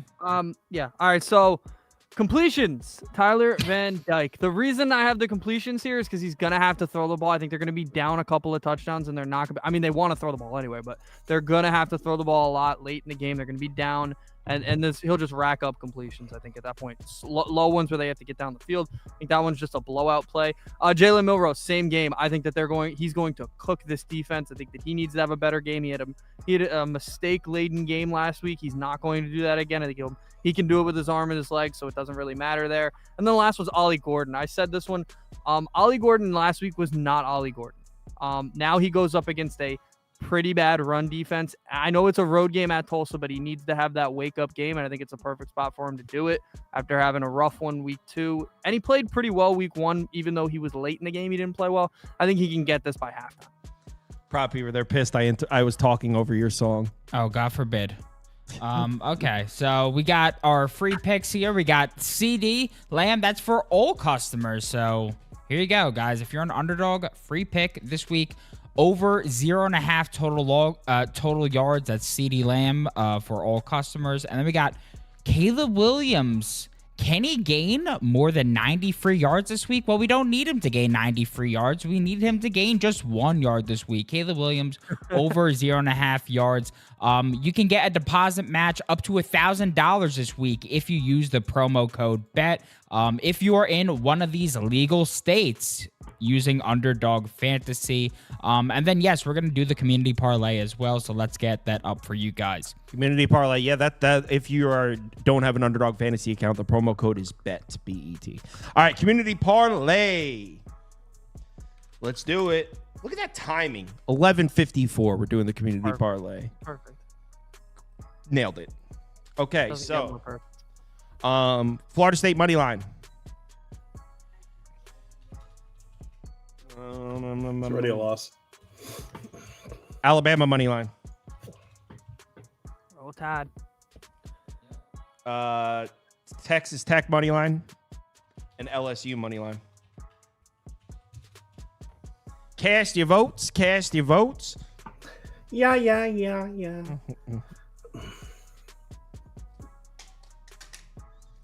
I'm sure you guys will have some anytime touchdowns tomorrow morning. Oh yeah, we'll break out that song tomorrow. It's the same four. Me, Prop Beaver, Toast, and Steve from Just About Outside will be on tomorrow morning for the NFL show, 11 a.m. to kickoff.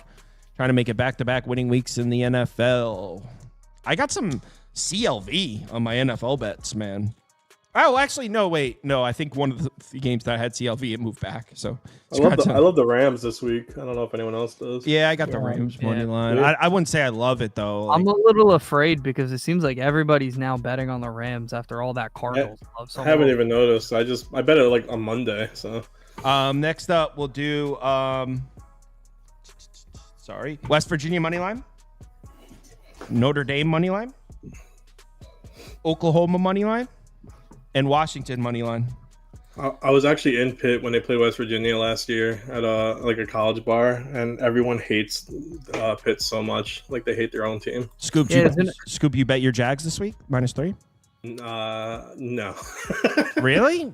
I did. I don't bet my team. Well, man. to be honest, when I bet it though, it was before the pieces of the secondary were rolled out. They have like no free safety right now. Yeah, they like literally don't have an active free safety on the roster, and the corner's out. But Tyson Campbell, right? But like, I honestly don't even think my bet's dead because, dude, Deshaun Watson might literally not be able to throw it. So That's what I know. That's the thing. I think I might play Cooper over receiving yards, but I don't know. See, my problem with playing Cooper over receiving yards is they added Judy. Like, what if it's Judy that goes off? Thing is, though, is Judy playing? yeah, he is. He's been. Yes. Okay. Yeah, he got hurt in the game last week, but he's been practicing without limitation. I mean, all right, Notre Dame money line looks to be the second. Notre Dame. So Alabama money line, Notre Dame money line. Let's keep it. This is good value so far. Yeah. Florida money line. They voted for the Gators. After that, we'll do. Keep going to find another game that they like. Holy shit! Where the hell? Holy shit! We got to scroll to the night games for this. South Florida money line. Vanderbilt money line. Did they like TCU or UCF? I think they like UCF there. UCF. Cast your vote. You have anything with Clemson App State? Just wondering.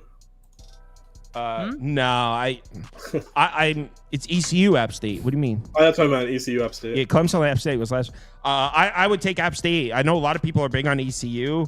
I'm bigger on Appalachian State. I think they're the best team in the Sun Belt by far. It's Florida by a blowout. Yep. So in the last one, we're gonna put Colorado money line, Indiana money line. Oh wow, Florida's gonna help that. Colorado money line, Indiana money line. Where the heck's the other one I was just about to? Mississippi State money line. Okay. I also like San Diego State tonight, plus the points. We didn't talk about that one. Hold on, I need one more game right here. Pick.